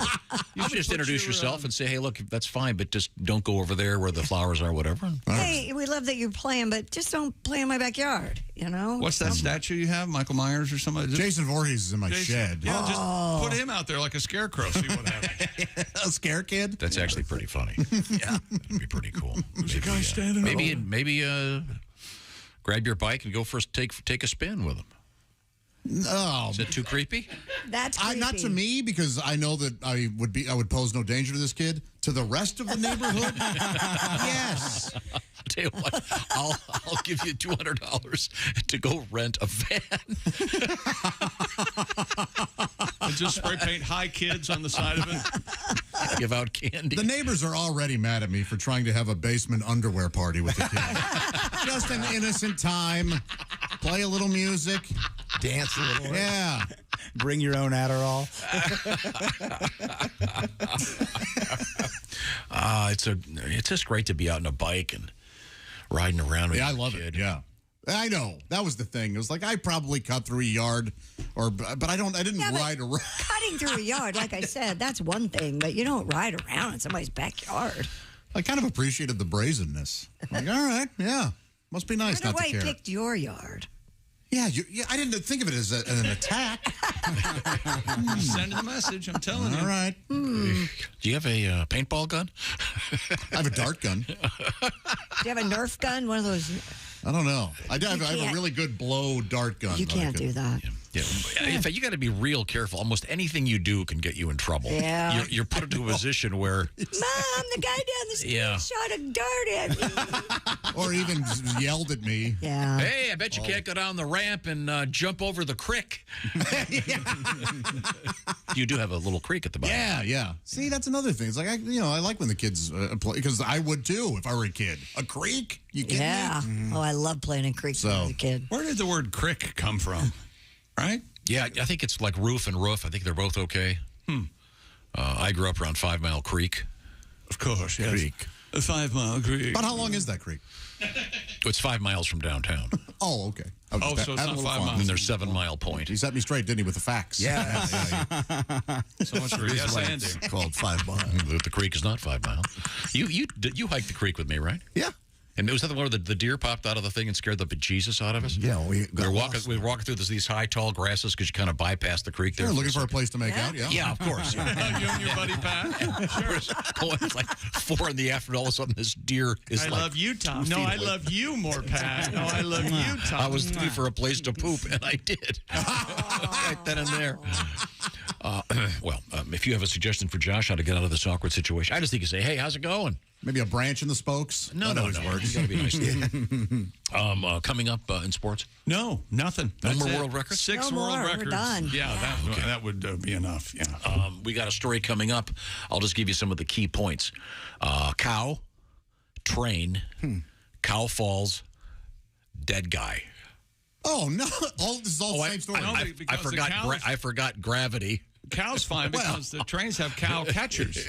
Train caught it. All that is coming up. It's very exciting. This is the Bob and Tom Show. For a complete copy of the Bob and Tom Show contest rules, go to bobandtom.com/contest-rules. Or just scroll down to the bottom of the page and see contest rules. This is the Bob and Tom Show.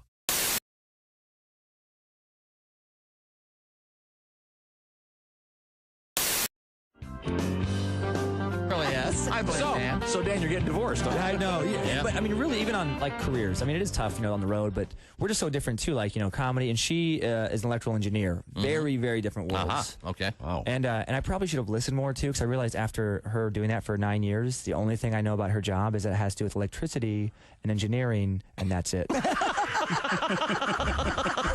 Like, it's so boring. Like, I hate it. Like, she would try and describe it to me, and she would use these technical words that I don't understand. And then she would dumb it down with smaller technical words I also don't understand. All right. So it would just be frustrating. Like, I would feel like some dumb monster just incapable of knowledge. Just like, me no like talk now. Dan Hart hurts. Dan Hart sad. I mean, seriously, the things she would say.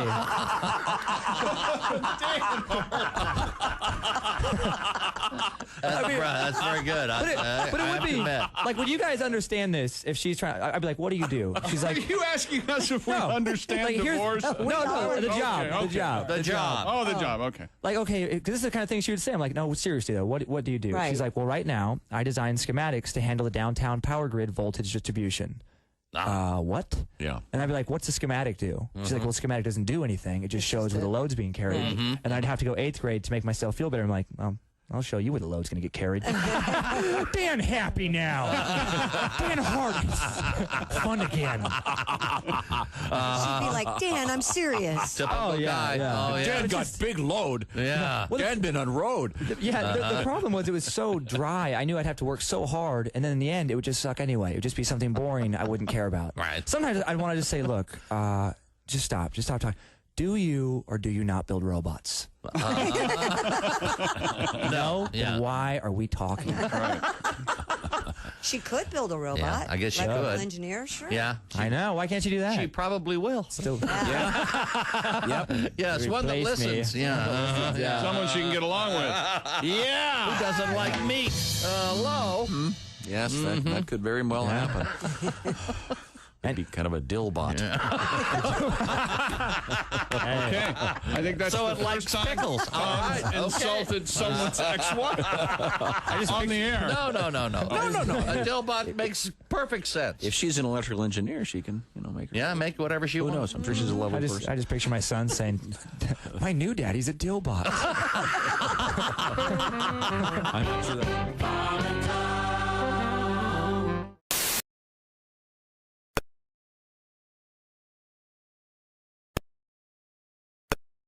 From the Bob and Tom Show. Hey, Christy, what's the best way to get full access to the show? Hey, what? You introduced me.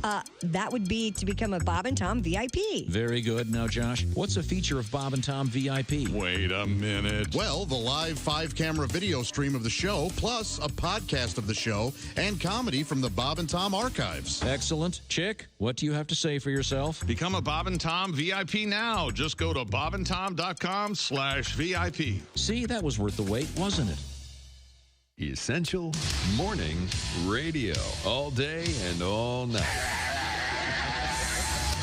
This is Bob and Tom 24/7. 24/7. In the studio with us, comedian Mike McRae. I understand you're a big Indiana Jones guy. Is that correct? Oh, yeah. That's my favorite movie series ever, man. And those movies always, like, when I went to college, I would watch those all the time. I'd be like that would be the professor to have for any kind of class. Because he just...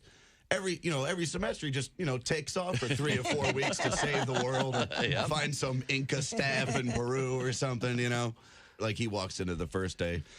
All right, class, my name is Dr. Indiana Jones. I'll be your professor for Archaeology 101. His dad busts in the door. Junior, Dad, I'm teaching class here. Junior, there's no time. The Rommel Zombie's about to uncover the sword of destiny in a Vandalic horde in Tunisia. Look, I can't just go chasing after some sword all the time. It's not just any sword, Junior. It's Balmung. Balmung. The legendary sword of Siegfried, bestowed by his widow upon Theodoric the Ostrogoth before the slaughter of the Burgundians, and then lost for 1,000 years. Class is like, I don't know what he's talking about, but yeah, go find it. Go save the world. We'll be here when you get back. We'll be at the bar, or the speakeasy, or whatever they had back then. Be perfect. Class is partying afterwards. Hey, man, what I tell you every semester?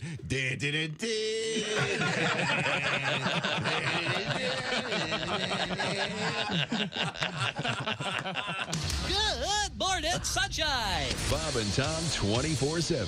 24/7. 24/7. Hawaii is like a recipe for a fight. They got a language, all of the vowels. They embrace them, like an old Mrs. Beasley doll. Oh, the vowels they love. They can't stand the consonants. Twice I found 9 U's together in a word. And, you see that, you could pronounce it, ooh, but you can't. You have to go, ooh, ooh, ooh, ooh, ooh, ooh, or you end up on the wrong island. They put 2 airports on the island of Maui. They call one of them something like Killy Willy Pilly, and then they call the other one Willy Willy Polly. I go to the wrong one, I'm the idiot. Some guy at the airport in a flowered shirt. You're supposed to be at Hilly Willy Pilly, not Willy Willy Polly, all cheerful and everything. Why don't you call one of them my pee pee, ow, ow? Buy a consonant the next time you spin the wheel, Don Ho Ho Ho. Why'd you name everything over here? What'd you do, bring a stutterer over and tell him to hurry up? Hey, what would you call that tree? Okay, that's good enough. How about that mountain over there? Oh, okay, that's good. How about those big birds? Oh, yeah, keep moving. Those will be the birds, won't they? But it's strange living back in America, America's like a foreign country to me in a lot of ways. Why? I don't know, things are weird. I have friends that don't eat bread anymore. Everybody's on a low-carb diet. Well. And Jesus said, take this bread and eat it. It is my body. And the disciples said, Jesus, we're all on a low-carb diet. We appreciate you dying for our sins, but we're all trying to slim down a little bit. We want to look good in the painting. Welcome back to America. Hey, this is Henry Phillips, and you're listening to Bob and Tom 24/7. Well, what else would you... Hi, welcome back to the Bob and Tom Show. Christy Lee at the news desk. Hey. There's Pat Godwin in the performance room. Hello, chick. Hello, Pat. There's Josh Arnold. He's at the I Hate Steven Singer sidekick chair. Hi, everybody. There's Ace Cosby. Hey. There's Willie Griswold. Hey, man. I'm Chick McGee, and here's Tom Griswold. Thank you very much. Well, you're welcome. Good to see you, Chick. Yeah, thank you very much. It's unbelievable. It's Halloween time. I'm going to start talking like this all the time. Oh, you have an invitation? Oh, I have an invitation. Uh-oh. We're talking about issues pronouncing things. Christy? Yes? You remember the story about the unclaimed luggage museum? Uh-huh. Well, here, I want you to read this letter from this guy, because I want you to read this letter over there. Here you go. Ready? Good. No, you'll see why in a second, because I'm not sure how to pronounce that. And oh, sure. I'll do the story. It was a. I have the story if you want me go to ahead. do You can start with that. the story. Yeah, a lost luggage retailer in Alabama is opening a museum to display some of the more unusual items they have found over the years. Unclaimed Baggage in Scottsboro has been purchasing lost luggage from airlines since 1970, and over the decades amassed a collection of unusual items like Hoggle, the puppet from David Bowie's 1986 film Labyrinth, a taxidermied rattlesnake to represent the live one found in the pocket of a duffel bag, a Muhammad Ali signed hat, replicas of several ancient Egyptian artifacts, including a mummified hawk sarcophagus that was discovered in a Gucci bag. How about that? Medieval armor, a Michael Jordan signed basketball, and drums with the signatures of all the members of the band Kings of Leon. I bet everybody who goes to this luggage museum goes, hey, that's mine. Hey, yeah, I want it back.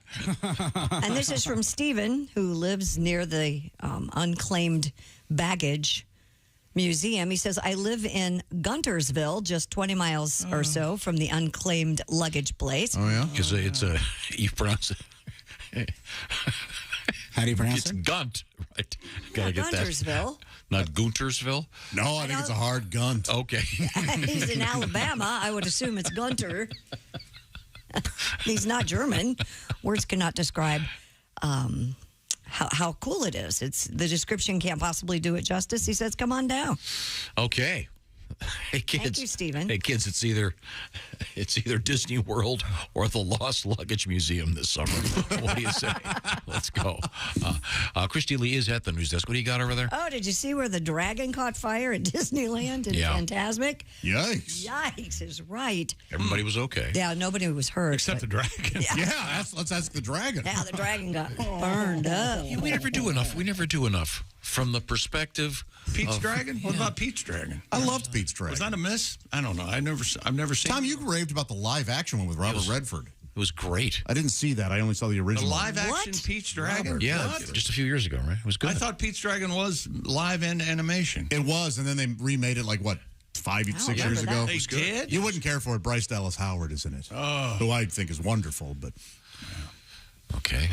Say, cut. All right, let's try it again and say it more woodenly this time. Can you? Okay, perfect.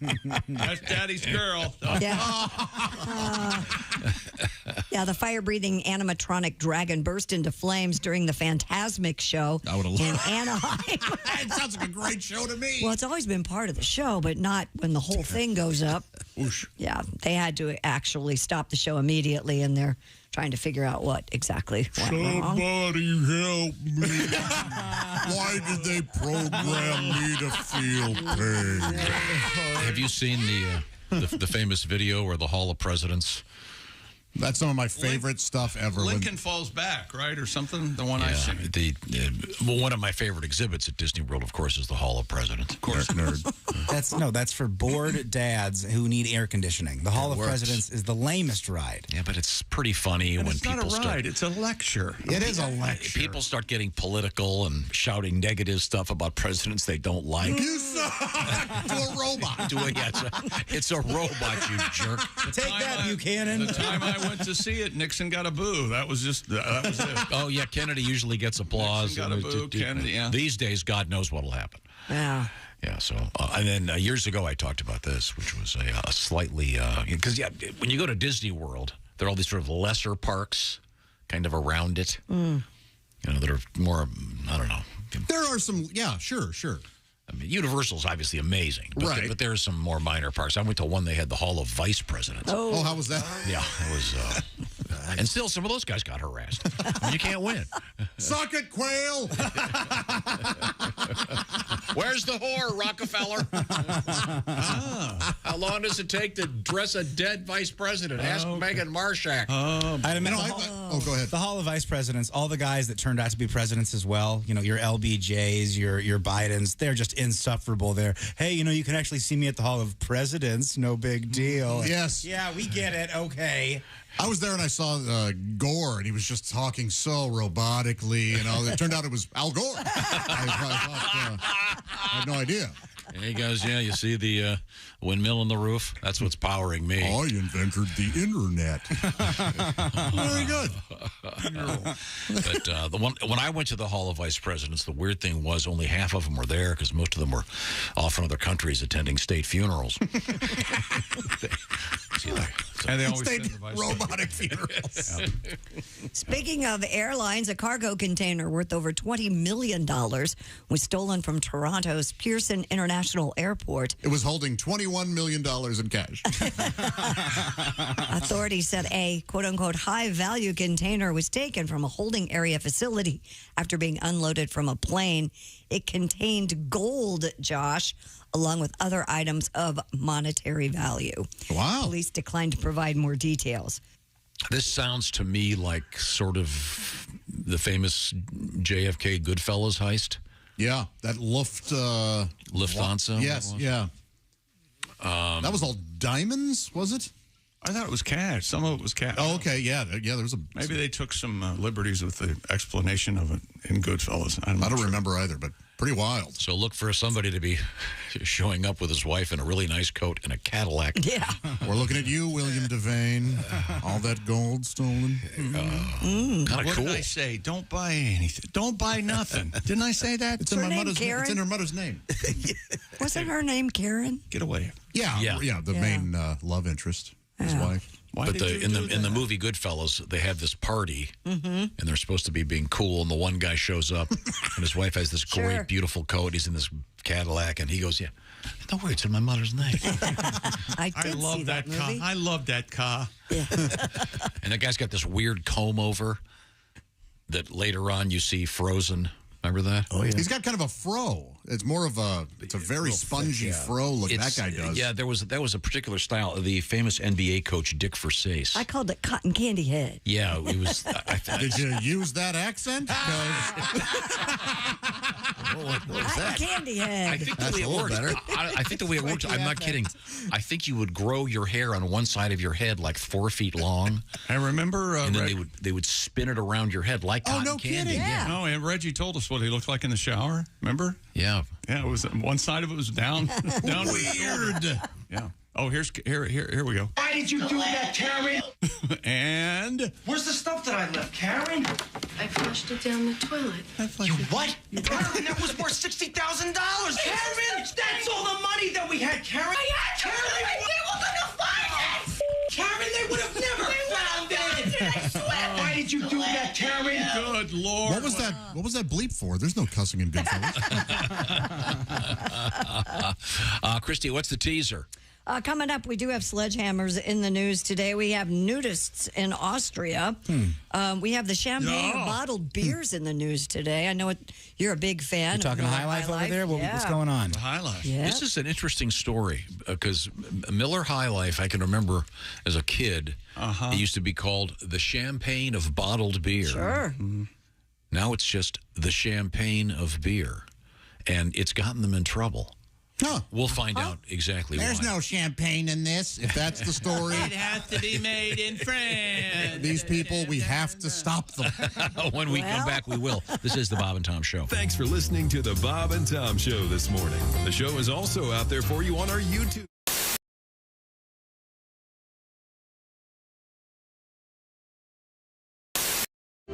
So we're getting back to your hobbies, James. You're a bowler. Yes. You got that going for you. Yes, sir. Golf, skydiving, scuba diving, skiing. You went skydiving? How'd that go? Yes, I did. Well, was it a tandem jump or did you? It was a tandem jump. Yeah, scared me. I'm big. I was going to say I don't Scared you. Who were you with? I was going to say the other dude. I was strapped to the guy. What do you weigh in at? Do you mind if I ask? Then I was about 280, I guess. I'm probably 295 now. Oh my! Now is the person when you do the tandem? Is the person with the to land chute on somebody else? Is the person with the chute in back of you? He's behind you. You don't have to do anything. You're basically like luggage. You're looking at, you're just watching the ground come at you while the guy behind you has the chute and does all the work. And you've never been so glad to have a man strapped to your behind. Ever. You will never. And you know, they call it a sport, too. Well, sure, the it's whole very time difficult. They're like, did you like the sport? And I was like, falling is not a sport. You know, if it was, my grandmother would win a medal. The Silver Hip Award goes to. Yes. If you want to make a sport, you should just throw the parachute out of the plane and then make the guy jump and put it on before he hits the ground. Oh, I like that. Now, for competition, throw one parachute out, 3 or 4 guys jump. Oh, there you go. He won. So did you glide in, James? We glided in, and on the tape. Did you fall or did you land standing? At the very last minute, he said, "Stand up," and I was already going down, and there wasn't no. But my ears did not pop. The thing with the ears. Yeah. So when I hit the ground, immediately I was like. He was like, "How do you like it?" And I was like, "They were good. I enjoyed it very much because I could not hear myself. Couldn't hear a thing." Well, that's because see, if it were me, I would be tightening every orifice in my body to prevent leakage, including my ears. Plus, there's a dude behind you. Yeah. And that part stayed. That my ears did not pop until maybe the next day, and I had to sing that night. I was doing a play called "Smoke on the Mountain." You're a singer? I didn't know. Yeah, where you sing gospel music. It's a gospel music play. You know, smoke on the mountain, fire in the sky. It's a great play. Yeah. So I'm trying to sing. I'm like, amazing, great, that queen. Well, that's unfortunate. I want to apologize to anyone knows that might have. Well, I don't know if you're deaf, you automatically talk that way, even though you can speak. That's what it sounds clearly, like when you're talking. Yeah, I mean, it's nerve wracking, and the more scared you've already done it, the more scared of it you are, the better you get out. The more you get out of it. You know, it is really like that facing your fear and all that stuff. And when you're standing in the doorway of that plane, it's every cell in your body screams, "You better hold on to something." I mean, it's overwhelming.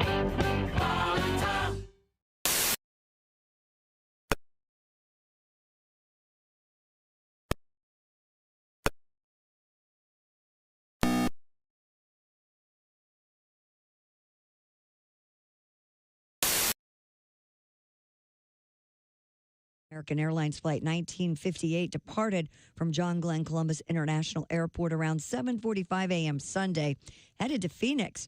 The fire was detected a short time later, and the Boeing 737 returned to the airport. In California, Disneyland's fire-breathing animatronic dragon burst into flames during the popular Fantasmic show. The Anaheim Fire Department says no injuries were reported following the blaze Saturday night. Frequent Disneyland visitor Ryan Laux says fire's always been a part of Fantasmic, but he knew something was awry when flames didn't come from where they usually do. The show was stopped immediately, cause of that fire unknown. And that's your news. I'm Christy Lee. More of the Bob and Tom Show on the way. Ladies and gentlemen, Bob and Tom. The things that still need to be completed at Tom's new house. Okay. Apparently, they need to finish the plumbing for the Perrier water tank. Not for drinking, only for bathing. I see. Someone needs to finish applying the stars in the upstairs planetarium. The Maine lobster tank in Godwin's Wing still needs filling. Bob and Tom in the morning and highlights all day long. The Bob and Tom Show, weekday mornings at 6 a.m. Eastern on Bob and Tom 24/7. This is Bob and Tom 24/7. Comedy, guests, Bob and Tom exclusives. And it's here on the internet. Bob and Tom 24/7. Brand new feature, Biff Whiskey, Frontier Lifeguard. As told by Arnie Whiskey, Frontier Golfer. I should have known. Well, you know, I was a man about town, and also at the Whiskeyville Country Club and Salad Bar. Of course, the country club, we have our very own swimming pool. And, of course, we had to have a lifeguard for the youngsters there. Well, we hired a young fellow named Biff Whiskey, and he was the lifeguard, you know, at the pool. Well, this young fellow walks up to Biff, and he goes, "Excuse me, Biff, but what's the best way to teach a girl to swim?" And Biff says, "Come here, young fella." He goes, "Now, here's how it's done. First, you walk her slowly into the water, all right? Then you put your arms gently around her waist. Then you rub your hands delicately up and down her arms. Then just kind of lean over and softly kiss her on the neck." The young fella says, wait a minute. I'm teaching my sister." He goes, "In that case, just push her in the deep end." Except in Kentucky.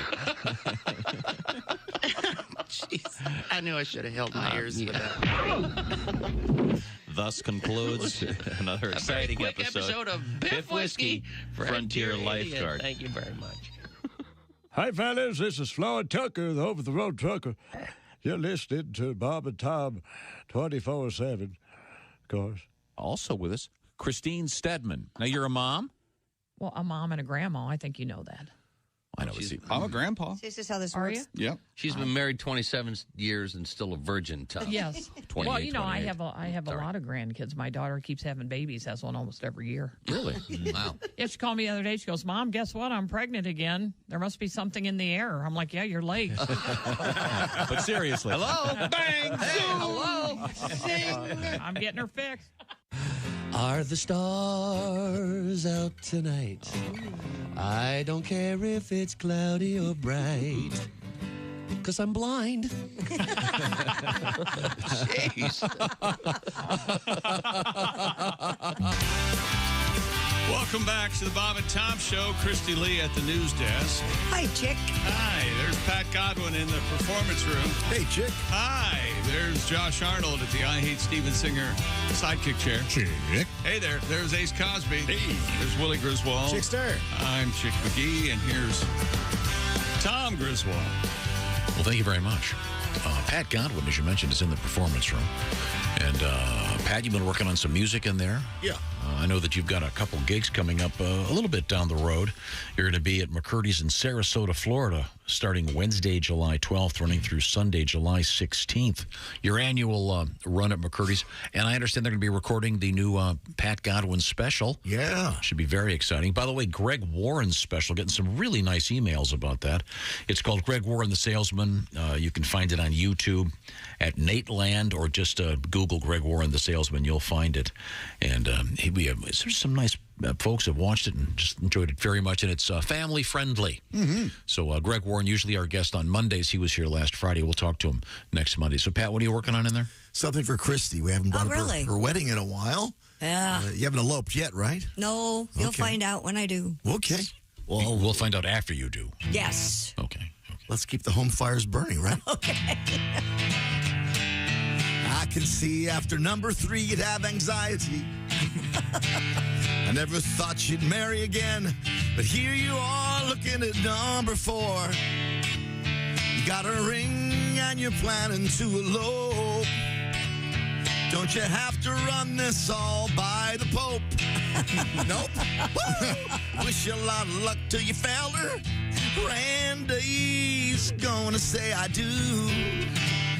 I think he will stay with you, hopefully longer than husbands 1, 3, and 2. Woo! Here's this little thought, Christy. Don't you think a party for all your friends be nice? Tom could do the eulogy, blessing. I could sing or throw some rice. Josh could scat, Willie and Chick could bring a cake. Hey, stuffed with edibles, get the whole reception baked. Come on! Don't you think, yeah, Christy's gonna say I do. This time it will stick like super glue. Maybe longer, Randy and Christy, we're pulling for you. Yahoo! A little something for the boat. Her fiance's name is Andy. Andy. Not Randy, but okay. Son of a... Everybody got real weird. I thought maybe there was a new rule where we can't say his actual name. I thought maybe there was going to be a twist, and I was really mirroring number. Andy was out, Randy is in. The longest time I thought it was Randy. No, it's Andy, honey. Are you sure it's not Randy? I'm pretty sure. Okay. Well, that's embarrassing. Sounds right. Well, Andy wasn't the name of the guy I saw with you at the restaurant the other day. That was Randy. Come on, I still have some time. all right. Well, we'll let everybody forget about that, Pat. We'll do it again in a few weeks. And get Andy in there. Boy, I make a mistake. I make a big one. Lucky you weren't actually at the wedding. Yeah. Because someone would have shouted out the first time, "It's Andy." I'm going to go home. Okay, we're seriously planning a party. Now, would you come? No, right? Depends. Will there be All shrimp? right. No. If there's shrimp coming. Yeah. There will not be shrimp. And they better not be peel and eats. I want them all peeled. How about the mud vein? What's your policy on the mud vein? I don't want to see it. I want them all peeled. So that's your... Do you? I believe they devein one them when requirement. They peel them, I would think. Yes. Don't worry about the poop, okay? Can we do one story without not worrying about the poop? Shrimp at a function and it hasn't been deveined? Yeah. Oftentimes they're butterflied and therefore deveined. And yeah. Okay, well, I'm just saying. All right. That you got to use a little extra horseradish, to kill the shrimp poop taste. The man's obsessed. I know. I don't know what to do at this point. So. When that kind of time of day comes for you, I have no doubt you just sit there and giggle through the whole process. Lately, it's not been a laughing matter. I really need to poopity boop. Get the guy with small hands back. Oh man! Let's once again visit the Bob and Tom news. Have we missed anything in the news, Christy Lee? Wow, we've missed a whole lot. Hey, getting hit in the face with a sledgehammer. Yeah, oh, wait a minute. That'd be great.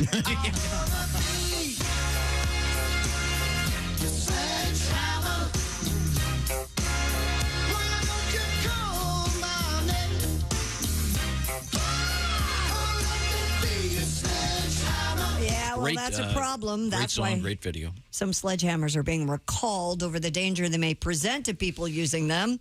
Bump the cars bumping. Oh, sorry. The Consumer Product Safety Commission says it could happen if you're using one of the sledgehammers now being recalled. You could get hit in the face. Stanley Black & Decker recalling over 2 million of the sledgehammers due to an injury hazard. The company said the DeWalt Stanley Fat Max and Craftsman fiberglass sledgehammers can loosen prematurely and detach unexpectedly during use, posing an impact injury hazard to the user. Why Tom has his hand up. It's infuriating, isn't it? Because it's that corporate speak. They can loosen prematurely. Yeah. Like they're ever supposed to loosen? Yes. Oh, that's that 3 years old. That top's going to fly off, hit you right in the face. That's a good point. They should never come off, right? Yeah. Ever. Wow. All right. So this is a recall you want to pay attention. Yes. Yeah, it was really. Did you ever have the head come off prematurely? Whoa. What? Little mess on the belly. Think about 50-0 baseball players to kind of get your mind off of what's going on. Yeah, that's pretty scary.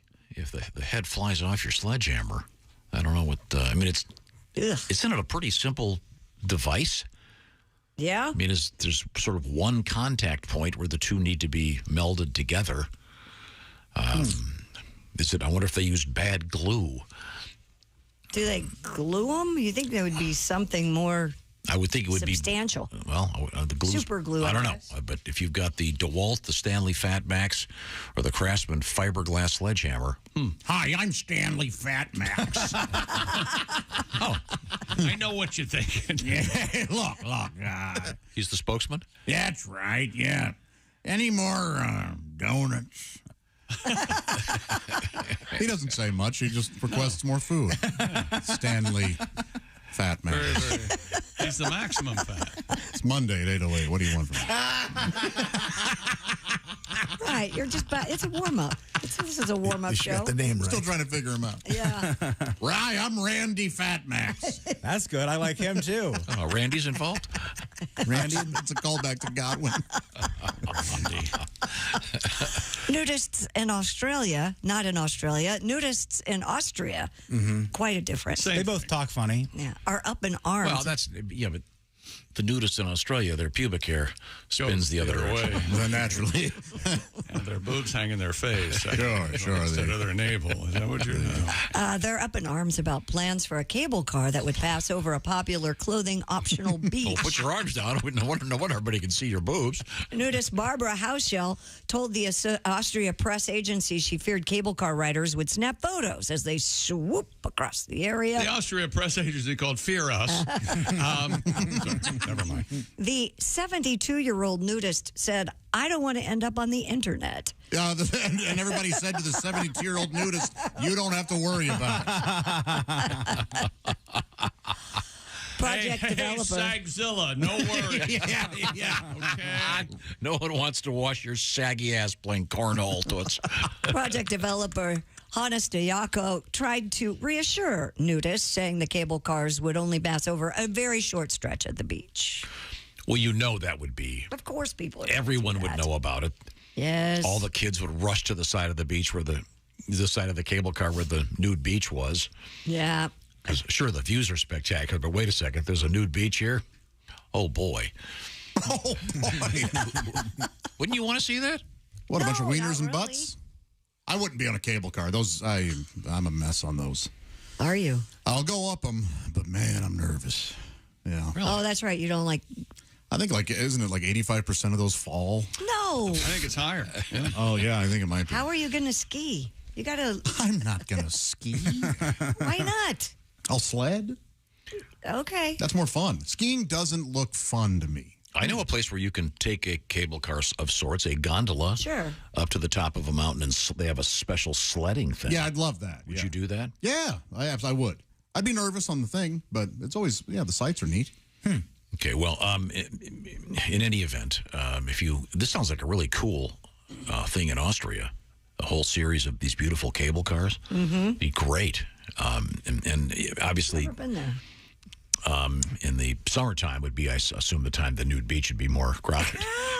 It's kind of chilly in Austria in the winter, you know, the Matterhorn and everything. It would be cool, though, if they had cold weather gear that still showed off your naughty parts, like a really big, thick scarf, so you could stay warm, but you could show the girls off at the beach if you wanted to. Oh. So like nudist ski gear? Mm-hmm. That's right. For the men and women? Okay. This is a good idea. The unveil, they could call the line of clothing. For the cold, perfect. Very good. What's coming up, Christy? We have Tim Cavanagh coming up next. We also have a guy who's 109 and still driving. You already said Tim Cavanagh. Oh, that's a different story. Although this is kind of inside radio, but I don't know this 109-year-old, but I bet he's a better driver than Tim. Has to be. Even when Tim was 25. Almost killed me 3 times. Yeah, he's not good.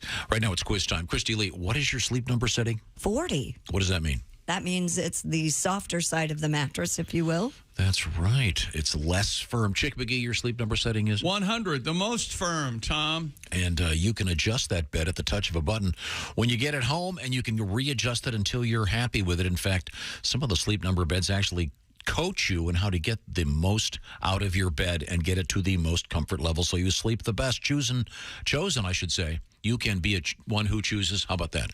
A proven quality sleep from Sleep Number. I know I do. My current setting is a crisp 85. Josh Arnold? Your current sleep number setting is what now? 65. 65. Okay. I had my mic off and my headphones down because normally you don't come to me during this. Like a real jerk. Sleep Number also has a solution for snoring with the Flex Fit Smart Adjustable Base. I know I love my Sleep Number bed. You'll love yours too, and especially when you save $600 on it. I'm talking about the Sleep Number's most popular 360 smart bed is on sale for a limited time with special financing available also for a limited time, subject to credit approval. You'll only find it at a Sleep Number store. How to find that?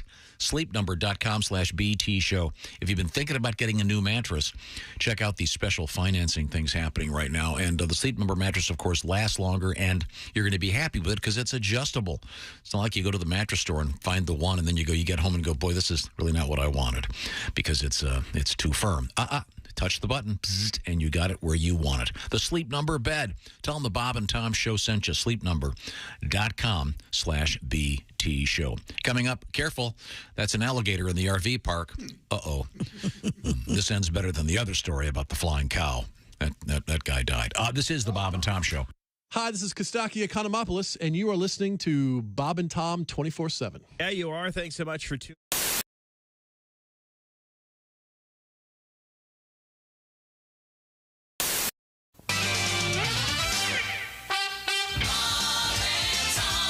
Hi, he's Bob.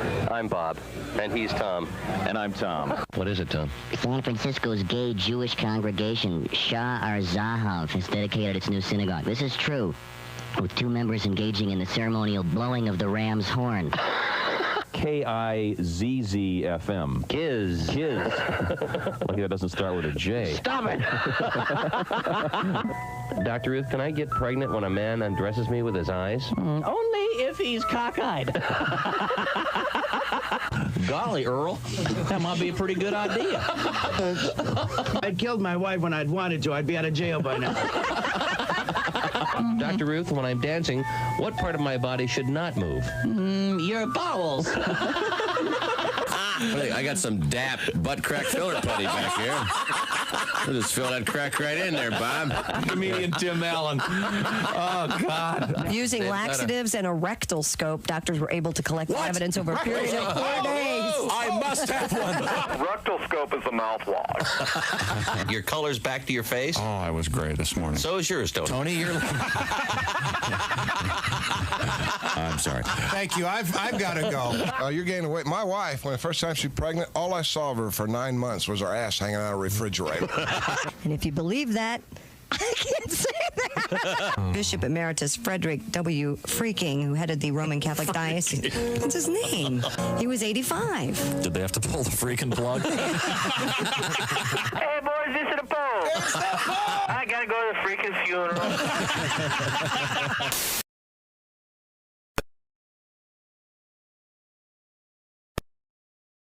VIP. Best thing, you'll never miss another minute of the show. I swear to God, you can hear the show here in the morning, and then because you're a Bob and Tom VIP, you'll get the podcast of the entire show, a 12-month library of podcasts, hundreds of Bob and Tom comedy tapes, and a 60-day video archive of the show. Bob and Tom VIP. You have to get it. It's state law. Bob and Tom, 24/7. Comedy via your computer. Bob and Tom, 24/7. This is Bob and Tom, 24/7. Frigamall Broadcasting presents another Bob and Tom Olympic moment in history. The year was 1896. Uh-oh. The place just outside of Athens, near the town of Stactontopolis, Greece. While preparing for the first modern Olympics, organizers were forced to eliminate a track and field event. In what will surely go down as the biggest bloodbath in Olympic history, runners from 5 teams were injured at the initial time trials of the 100-meter razor hurdles. 4 of the 5 athletes would never compete again. However, Austrian hurdler Klaus Kleinendorfer went on to be a silver medalist for the women's team as Gretchen Kleinendorfer. Thank you very much for this. Thank you for this medal. This has been another Bob and Tom Olympic moment in history. Sound like Paul Hammett. Hi, this is Bobcat Goldthwait, and you're listening to Bob and Tom 24/7. Hey, don't say we didn't warn you. There's laughter ahead. You guys want to grab lunch? We can't go anymore. Holy That's cow. a good day's work, everybody. This is Bob and Tom 24/7.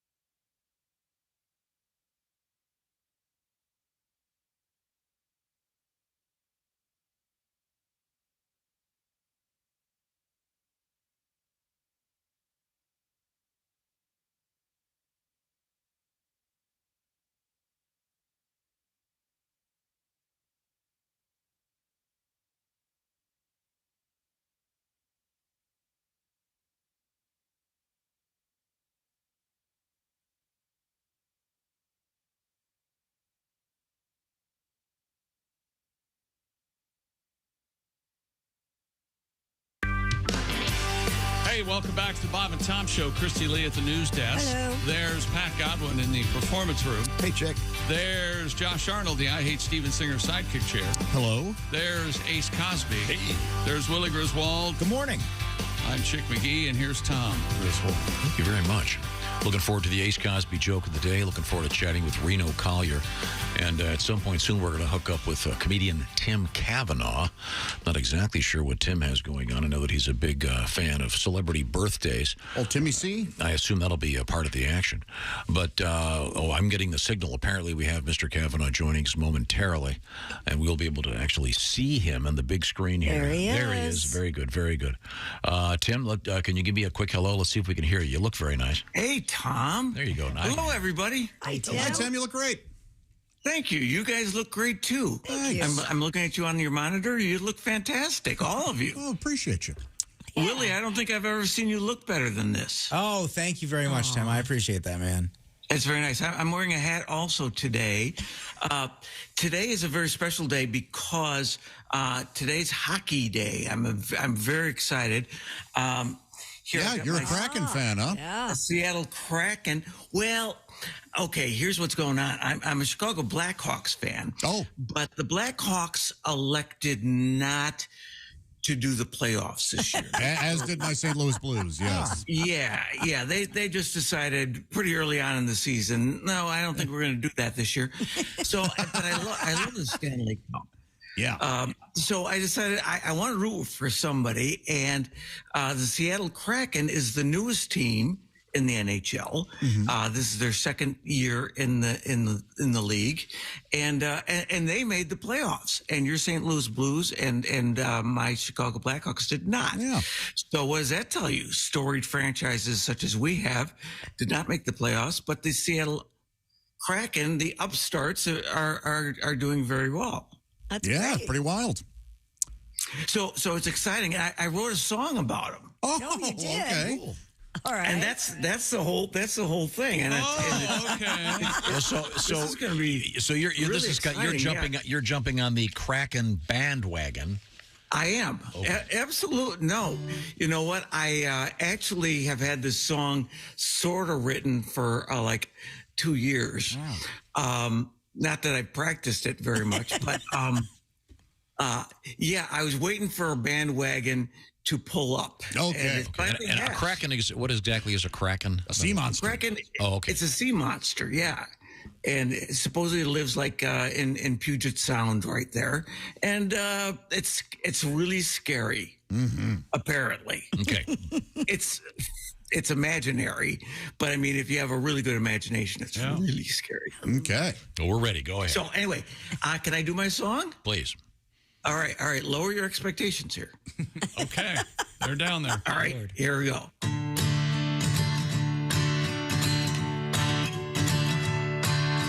Hockey in Seattle. They call the team the Kraken. I love the name. I love their game. The way they make things happen. Kraken hockey, I'm always thinking of. Kraken hockey, both of them I love. Down at the arena, this team grabs my heart. I drink a giant Kraken Coke, then palpitations start. I'm jacked up on Kraken brownies, Kraken fiddle faddle. After the game, I wander sleepless in Seattle.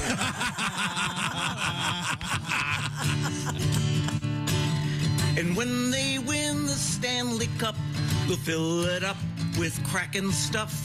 Kraken up or Kraken down. Either way, I like Kraken Town. I love Kraken hockey. Kraken hockey rocks.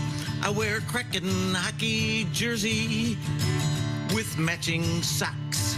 My Kraken hockey underwear is made of satin, making it a comfy place to keep my other Kraken. And now I must apologize to all those picky folks who for some reason don't like Kraken jokes. Kraken up or Kraken down. Either way, I like Kraken Town. Yeah. All right. Very nice. Tim Cavanagh celebrating the Seattle Kraken. Seattle Kraken. How are they doing, by the way, Josh? In the playoffs? They're down in their series 2-1. They resume tonight. They're playing the defending champion Colorado Avalanche. No easy task. Yeah, and they won their first game in Colorado, the first game of the series. Oh. So like, oh my gosh, now they've got home ice advantage, but they lost that when they lost Game 3. Okay. So well, that's where they are right now. Let's hope that they continue to do well. There, we can get your Kraken song. Yeah. I'm hoping. I'm hoping maybe I can get a replay, but it could be all over. I was thinking of a rewrite. Maybe get Kraken on other tunes. Yeah, we have a new song. Oh, rewrite. Okay. I won't get a replay on. Oh, sure. I mean, maybe add a verse about how they won the first round. Oh, I see. Okay, so this is a work in progress. Yeah. Yeah, absolutely. Yeah. No. Now, Tim, you're famous on this show for your celebrity birthdays. Are we going to be treated to one of those segments this morning? Absolutely. Oh, absolutely. well, here we go. I would not talk to you guys without having a celebrity birthdays. So, do you have my music, Tom? It's playing. Okay, yeah. Okay, I forgot that. That's the same as it was last time. Yeah. Okay. Hey, everybody. It's time once again for Tim Cavanagh's Cavalcade of Celebrity Birthdays. I'm comedian Tim Cavanagh.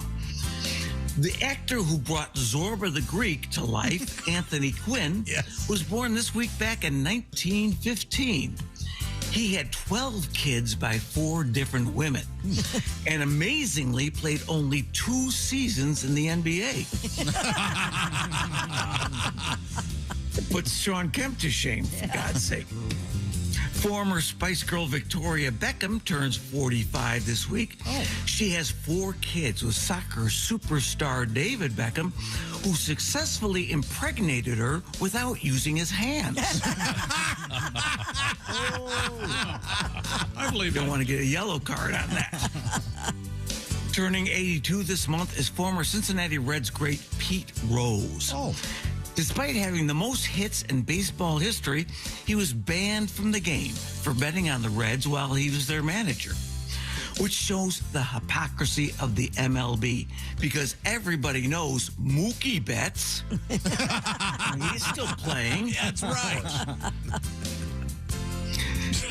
Turning 43 I'll wait. Turning 43 this month is the star of all 3 Magic Mike movies, Channing Tatum. Before the first film came out, I was excited to see it because I'm a huge fan of magic. As it turned out, the magic of the movie was almost non-existent. I mean, Magic Mike never even pulled a rabbit out of his hat, although I did see him pull a hair out of his G-string. As the storyline played out, I began to think that they should have called the movie Magic Johnson. Really where the focus was. Yeah. Magic Mike. Now, a real magician, Harry Houdini, was born this month back in 1874. He died at age 52 on Halloween night. While his family grieved, they did take some consolation from the fact that he finished first in the hospital's Halloween costume contest thanks to his spot-on dead magician costume. Houdini's victory snapped the 3-year winning streak of Sister Margaret Mary, the comatose nun. She'd won it 3 years running. She was a betting favorite. Turning 82 this month is actor Al Pacino. I love just about every one of Al Pacino's movies, except for that one. Oh, Lord, I can never remember the name. It's something like Smelly Lady or Feminine Odor or Skank Stank. Scent of a Woman. That's what it was. That's it. Scent of a Woman. Yeah, I never really cared for that one. Did he say skates? Some acting involved in that. Celebrating birthday number 80 is the artist who did the song Dreamweaver, a singer by the name of Gary Wright. His name might be more familiar to people as the answer to the question, where in Indiana is Michael Jackson from? Gary, right? Really? Okay. Yep, that's true. the joke. Okay, speaking of Michael Jackson, his daughter Paris is turning 25. She's had a very successful modeling career because, like her father, she comes with a variety of cute, interchangeable noses. She asks her photographer, needs something a little more nostrily? I got one. Or how about a nose that turns up so much I look like a pig? Sweet. Or there's one with a slightly different color than the rest of my face. That two-tone look is coming back. Then she says, as you can see, noses run in my family. Which she thinks is funny, but it's not. Nor is that. I can do a lot of not funny jokes all morning. Hey, how about some celebrity birthday trivia? What actor's name literally means to steal a black bird? The answer, Russell Crowe, who turns 59 this month.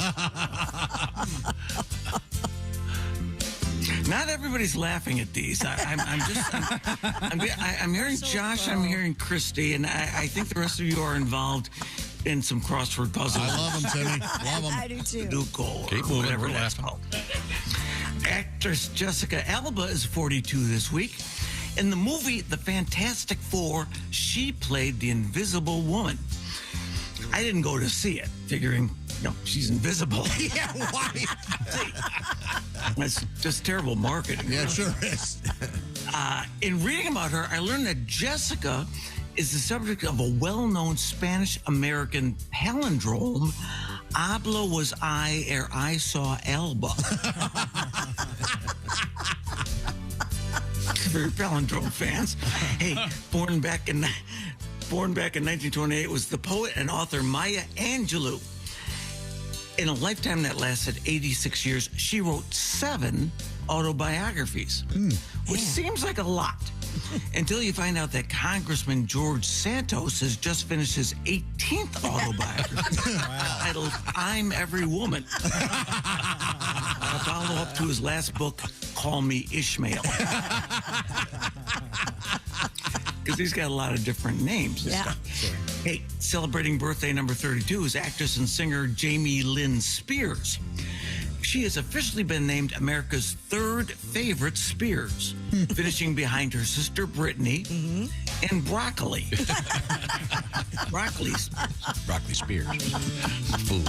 Brittany and Broccoli are Spears everybody likes to see. Jamie Lynn, not so much. Oh, she thinks that sucks. I'm sorry, I'm using up your airtime. Turning 43 is actress and singer Bijou Phillips. She is musician John Phillips' daughter. You know, the one he didn't sleep with. Allegedly. Wow. Golfer John Daly turns 57 this month. He just wrote a new golf book called The Best Thing in My Bag is My Canadian Club. According to Paige Spiranak, it's a me-turner. It's a page-turner. That's me. Me, Paige Turner, Paige Spiranak. She's the blonde who jumps around on the golf course in the commercial. Okay. The music's about to end. The segment is not over. Celebrating a birthday last Saturday was our own Tom Griswold. Yeah, when Tom was a baby, his first word was Santa. How precious is that? Well, at least that's what his parents thought he was saying. Months later, when he could finally pronounce sanitizer, he suddenly wasn't so precious anymore. He was a child with issues. In the Griswold family album, there's a famous picture of Tommy's 6th birthday, showing him sitting on a pony. A caption beneath the photo reads, "Look at the ass on that pony." An early sign that not even his parents liked him. He was born to be a radio personality. For instance, if you ever try to get Tom on the phone, you'll find out that he only takes like the 9th caller. Tom is always very busy. He's got his fingers in a lot of different pies, which, by the way, is not sanitary, Tom. I don't know how he has time to be such a good father, which he is. He has like 10 or 11 kids. I'm not sure how many. It's hard to keep track. All I know is just when you think Tom is done having kids, oops, there's another one. One of the best things about Tom is that he has such a good sense of humor about stuff like that. I'm hoping. Well, before I let you guys go, let me give you a preview of next month's Cavalcade. Turning 71 in May is Bob Seger. Oh. I love his song Catmandu, a song all about the excrement left behind by the comic book character Catman. Well, that wraps up another edition of Tim Cavanagh's Cavalcade of Celebrity Birthdays. Till next time, remember, who needs a calendar when you've got a Cavanagh? All right. Thank you very much, Thank you, Tim. Tim. By the way, are Kraken fans like deadheads? Are they crackheads? They're crackheads. That's what they call them. Just curious. Well, Tim, you're looking good. Yeah. You're looking good. You're looking Thank very, you guys. I very appreciate it. I'm feeling good, and thank you for all the support that you guys have given and all the fans have given. Because I was sick, but now I'm fine. Good. So glad to hear. Look at Such this. good news. Does your apartment have a door? He lives in a home, a house. I live in a home. This is, you know what? Usually I am from my office. I'm doing this from my office, but this is, I'm from the family room today. Oh, okay. Because we got some new equipment. We got a new light. Looks great. Sounds great. Yeah, no, this is good. I think this could be my new home. It's more comfy in here. Okay, good. Well, good. Well, we certainly appreciate your hard work. We hope to hear from you next month and hear about all those cool birthdays. Bob Seger. He's getting up there in years. I love Bob Seger. I do too. Have you heard that he's changed the name of his band? No. Yes, it's now the Silver Centrum Band. It's kind of a commercial thing. He did the famous Like a Rock. Now, Thank you very much, Tim.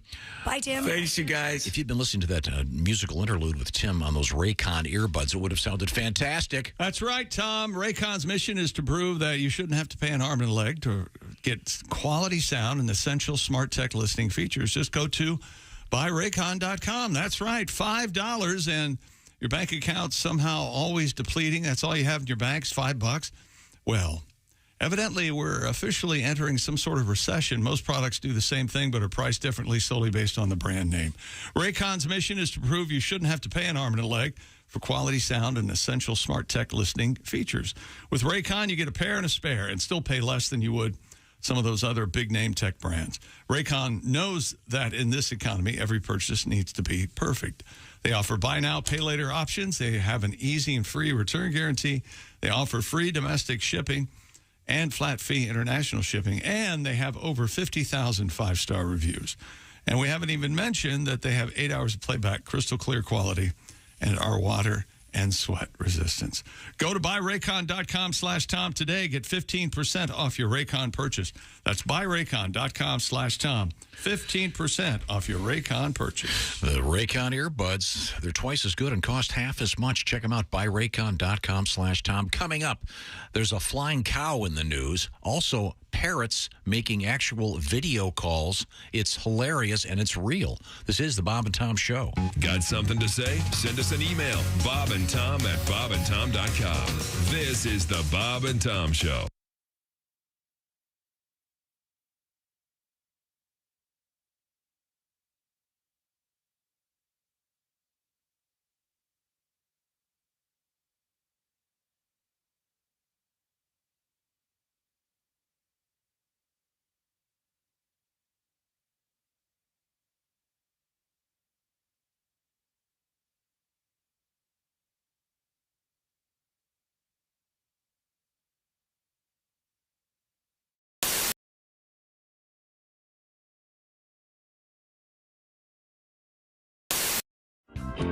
Christy and I were talking about a dream date, and I thought we would maybe with each other for the first time ever. Maybe it might be easier if I sent my assistant on the date with you, and then she could tell me if we had a good time or not. And then that's exactly what I see that coming. Never mind. Now, do you turn your phone off? I put it on vibrate. And where is it? It's in my purse usually. Okay. I mean, I don't look at it. I wouldn't. Okay. But you have to keep your phone on. Oh, yeah, come on. I know. Not only answer it. He's wearing the Bluetooth during No, dinner. that's completely false. Absolutely. This is important. Hold on. Completely false. I almost never answer my phone. All right. Very, very rarely. Yeah, I don't. No. All right. So you got that, unless, of course, it's one of your kids, right? Well, that's the thing. I look at it. And, Yeah, but you got 5. 4 of them could call at any time. Yeah, 6 out of 10 calls are from your kids. You know that. 6 out of 10. Which happens 7 out of 10 times. Yeah. 9 out of 10. The other 4 are wrong dials. And chances are you're going to have to go pick up one of them, so that means I'm going to be sitting there by myself for a while. You're bitching at me already. I haven't even answered the phone. So there you go. What would be your opening Shiraz or salvo conversationally? What would you open with if I've known you all half my say you life. didn't. What do you do for a living? Mm-hmm. Say you didn't. What would you ask me something, or would you start telling me about your let's life? not do that. No, let's just approach this like you two, the two people that you are. What would you talk to Tom with? Let's stay in reality. So we go. We talk about? You know, I've never thought of you romantically. Well, we have 2 hours to kill. Let's talk about what's wrong with chick. Wow. Let's talk about how you Sex, baby. Yes, sex. How you like it. How do you approach it? Well, see, now we had Come on. we had. How you How are you going to approach it, Tom? See, now we had the list of first date turnoffs. What's your move, Tom? crack this code? Come on. Here we go. How are you going to get those ankles on your shoulders? That's what I want. Yeah, because see, not on this list from USA Today. Mismatched clothes, 36% first date turnoff, and you go up the list, close. and body odor, 94%. I'm clean, I have no body odor. But my pet peeve of first date turnoffs: women who don't put out. Wow.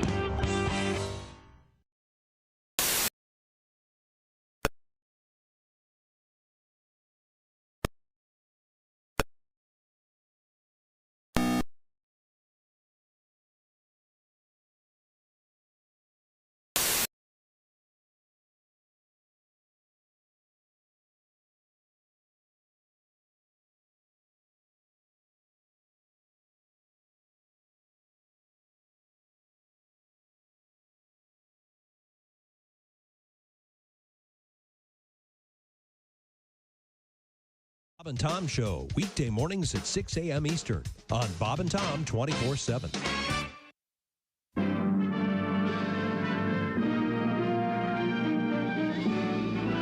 Spanning the globe to bring you the constant variety of curvy cleavage on display. The thrill of victory and the agony of defeat. Don't touch those. Sorry. The human drama of Loads of curvy cleavage on display. This is The Bob and Tom Show. No shoes, no shirt, no talent. Rick Schrader is our guest. Rick is a newly married new dad. Yes, I have a 4-year-old daughter now, she's a doll. Her name's Maya, and she's beautiful, but I'll tell you, she's fallen under the sway of the evil purple one. You mean... Yes, Barney. Barney the dinosaur? Every morning, I love you. I haven't digested a breakfast in a year for listening to Barney on the those amazing robot Stepford like children they have surrounding him and the realistic portrayals of kids. Hey Barney, let's clean our room and then pray. They get these kids. Off the Mouseketeers directly to Barney, and it's amazing. The kids love Barney. Mm-hmm. They love him. Oh, yeah. That's going to be the next Waco type disaster. Barney and his followers in a Quonset hut outside Dallas. Sharing means caring, Billy. So strike the match. Next thing you know, polyurethane Barney suit goes up like tinder.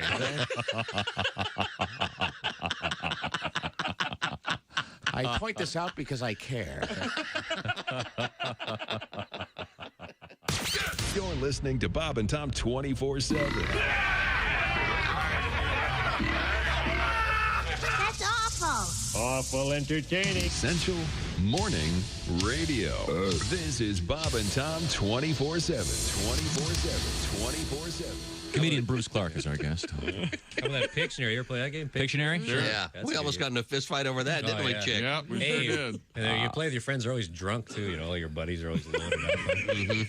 Playing there. I get this phrase. I draw it. They're, hey, how about a guy frying his own penis? How about that? What the hell's the matter with you? That's in Pictionary. Idiot. It's Peter Pan, you idiot. right in front of here, you moron. Are you a single guy? I used to be married, but I'm divorced now. Yeah, my marriage wasn't working out. I was driving down the road one day, and my wife ripped the rear view mirror out of the windshield and beat me in the head with it. What? You'd have thought nobody had ever made love to her sister.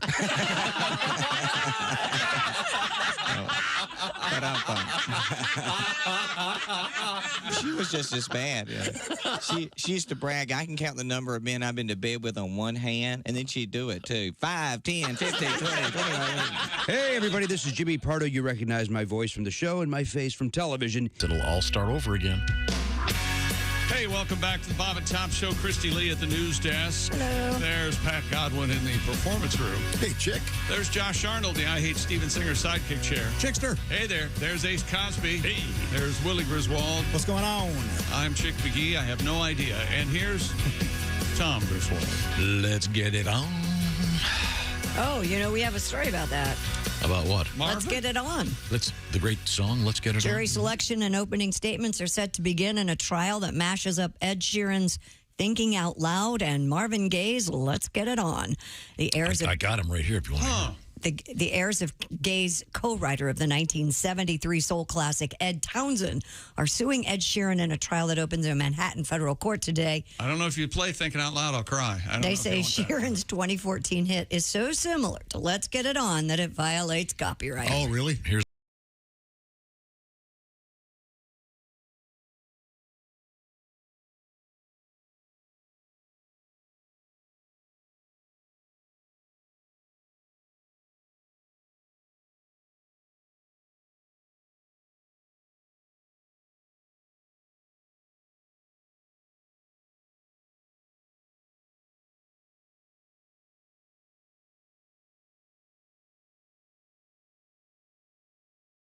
the great Marvin Gaye. Get it on. This is Thinking Out Loud, Ed Sheeran.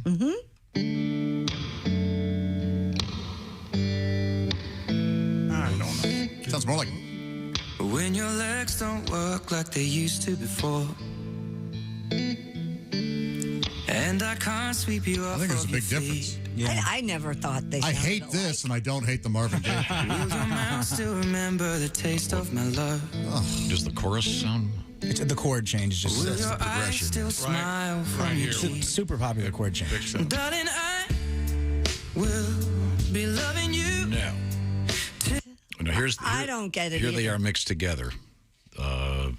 Dean took the trouble to mash them up. Here we go. Will your eyes still smile from your cheeks? Darling, I will be loving you till we're 70. Oh, they are the same.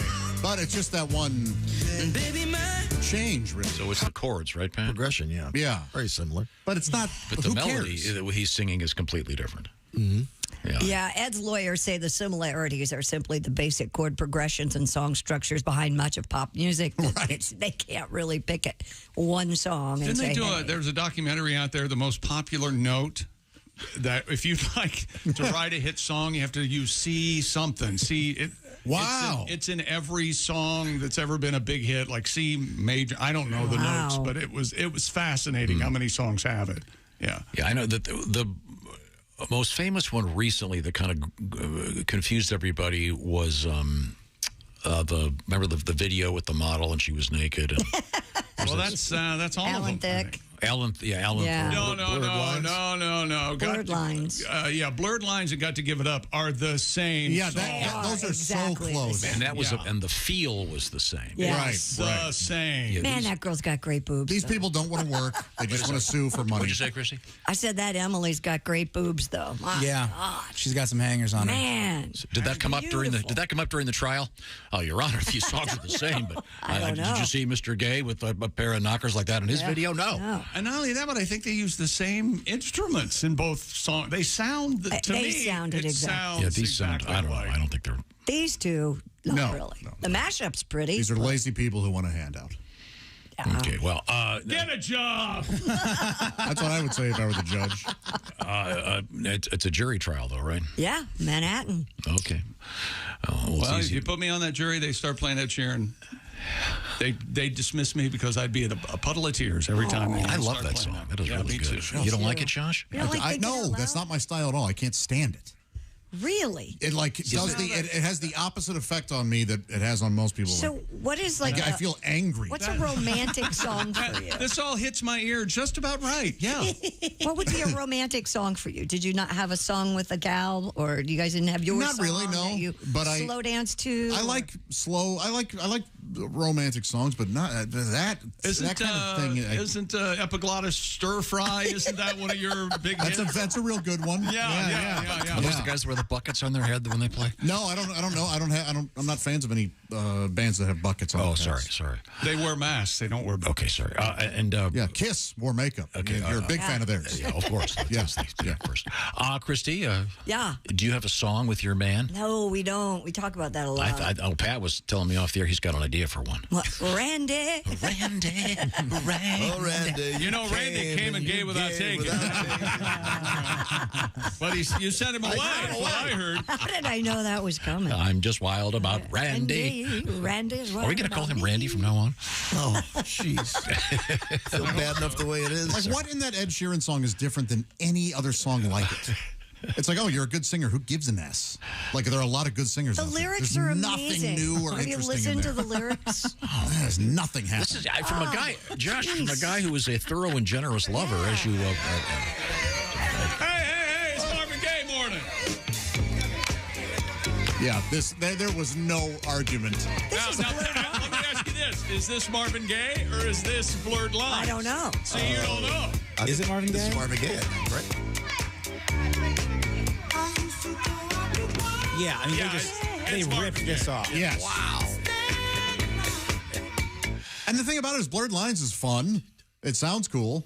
It does, yeah. So, and the video. But they should have just said, "Hey, we ripped it off." Yeah. They should have just given them credit. You got to pay the estate up top. Right? Yeah. It's the exact same song. This is Blurred Lines. Even the cowbell and crap. They still would have made bank, even if you paid. Hey, and the people sing screaming in the back. And the noise in the back. Yeah.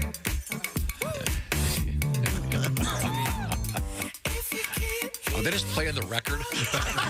Yeah. I don't know what you're talking about, people. I have no idea.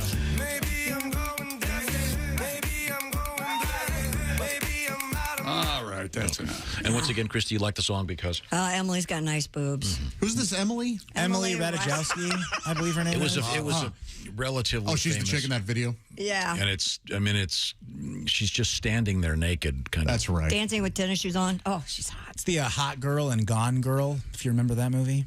I do remember Gone Girl. Yeah,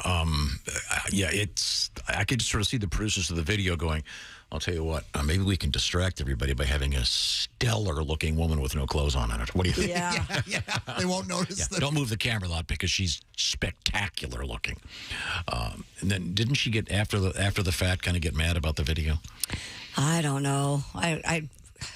This is one of those I've been exploited things. Hey, the cameras are on. Your clothes are off. Got it? Okay. Write that down. I mean, you got to know coming what up, you're we're going to doing. talk with comedian Reno Collier. He'll have something very special for us, like he always does. I'm certainly looking forward to that. It's his country fried take. Now, Christy is showing Josh the video. Pictures of this gal. I don't have her without her clothes on. I'm sorry. We'll have to work on that. Coming up, we have cows and parrots and people in bird costumes and alligators Oh, a talking attacking. cow. That would be great. Cross a cow and a parrot? Yeah. Milk me. Bossy wanna bale of hay? When we come back, this is the Bob and Tom Show. Got a comment? Our email is bobandtom@bobandtom.com. More Bob and Tom next.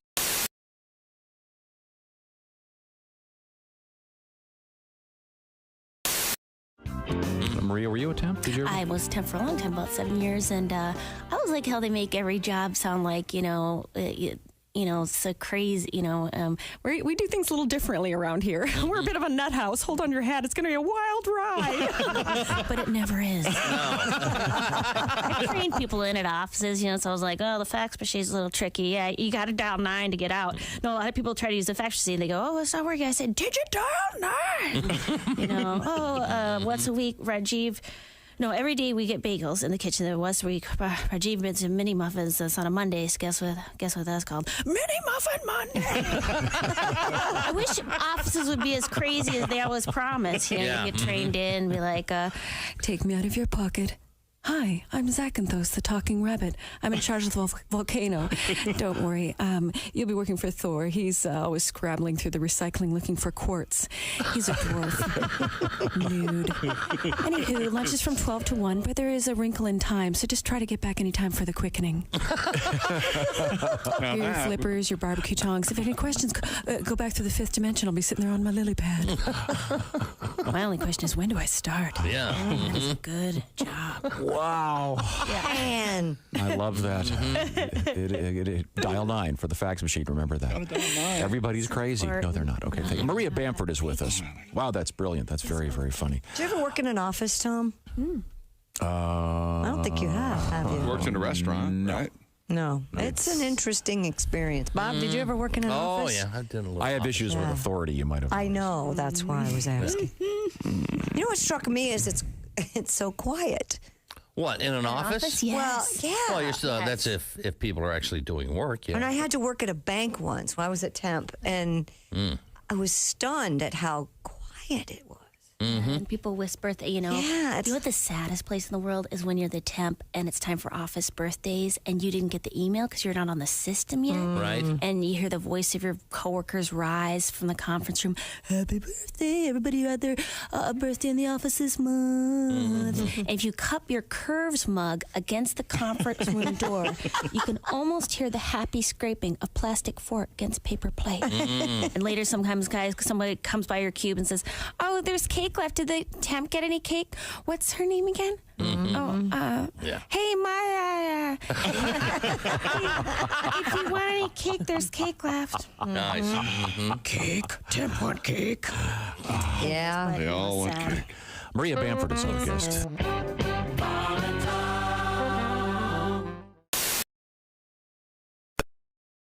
The company after an investigation into inappropriate conduct. Parent company Comcast announced Sunday. In a brief statement, Shell said Sunday would be his last day after what he called an inappropriate relationship with a woman in the company. Shell was named CEO of NBC Universal in January of 2020. He previously served as chairman of NBC Universal Film and Entertainment. Comcast has not said who will succeed Shell. And that's a look at things you may have missed. More of the Bob and Tom Show coming up. Hey, Shooter, it's Kenny Tarmac. Hey, we just landed. I'm an ORD, just got in from TPA through ATL. And hey, guess what else just landed? The Bob and Tom app. I know. Now, thanks to the Bob and Tom app, even if I have to go all the way from Foxtrot 20 down to Alpha 4, I can still listen live, see their videos, find an affiliate station, use the alarm, and even send a message. This is Kenny Tarmac signing off and reminding you, everything I touch turns to sold. Morning laughter just might be the best medicine. No matter how hard I try, can't keep my hands off my face. Bob and Tom 24/7. Well, let's get a serious tip from you. When you get pulled over for a traffic thing, what's your suggestion? What do you do? Just be polite. Yep. Yeah, I can. If you say yes or no, sir, more than likely you're going to get off unless you just run into a jerk. And you're not supposed to get out of the car, right? No. You know the best thing to do, and what I always do at night, if they pull me over, I always flip on my dome light and put my hands on the. And they always say, "Oh, you've been arrested before." And I go, "No, I'm an ex-cop," and then all of a sudden everything just smooths. Now, how do you prove you're an ex-cop? Do you have some kind of special signal? I just say I make more money now. And they know that you're. They know I'm. I see. Okay, good. I'm so doing that. Tell them I'm next cop. You don't ever say you know a cop either. Oh, really? Because then the automatic response is, "Yeah, I know him. I hate him." Oh, well, they must know the same cop we know. Wow, that's sad. That's the automatic response. Oh, really? That's the worst thing you can say. But I got a friend that's a police officer. So I have a free pass. Yeah. Right? You can't pull me over. I'm assuming I can go on with my life. Hey, I give it the police fund. Does that help if I have the bumper sticker in the car? No. That's the first thing they look for. Yeah. Sorry. Every drug dealer in the world has one of those. Boy, you're a chump. You just paid for our last keg party.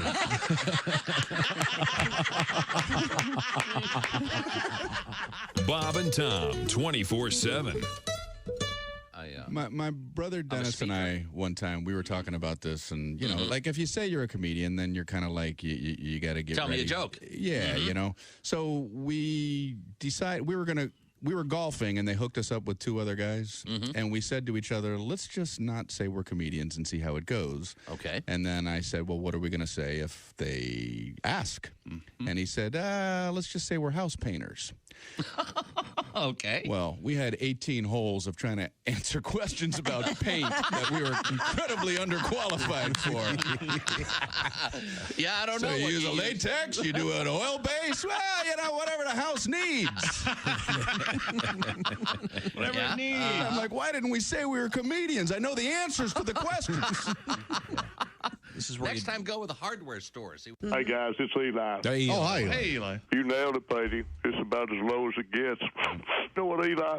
You're just feeling sorry for yourself. Look, I was thinking, there's no need to get down. I mean, just because you're grounded at work don't mean you can't gain yards. I've got a fresh, hot Papa John's pizza you could run by the house. God knows you wouldn't want to try to pass it. You'd probably get picked off by the mailman. Oh, yeah. Hi, this is Augie Smith. Hey, welcome back to the Bob and Tom Show. Christy Lee at the news desk. Hello. There's Pat Godwin in the performance room. Hey, chick. There's Josh Arnold, the I Hate Steven Singer sidekick chair. Hi. There's Ace Cosby. Hey. There's Willie Griswold. Good morning. I'm Chick McGee, and here's Tom Griswold. Thank you very much, Mr. McGee. You're welcome. Coming up, the Ace Cosby joke of the day. Coming up, comedian Reno Collier and his country fried take. Also, we've got Christy Lee at the news desk.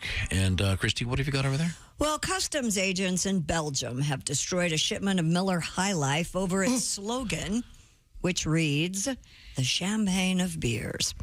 A spokesperson at the Belgian Customs Administration said that consignment was intercepted at the Belgian port of Antwerp and was destined for Germany. What a twerp. The Cavalcade champagne, which defends the interests of the northeastern French sparkling wine industry, asked for the destruction of 2,352 beer cans on the grounds that the brewery's motto infringes the protected designation of the word champagne.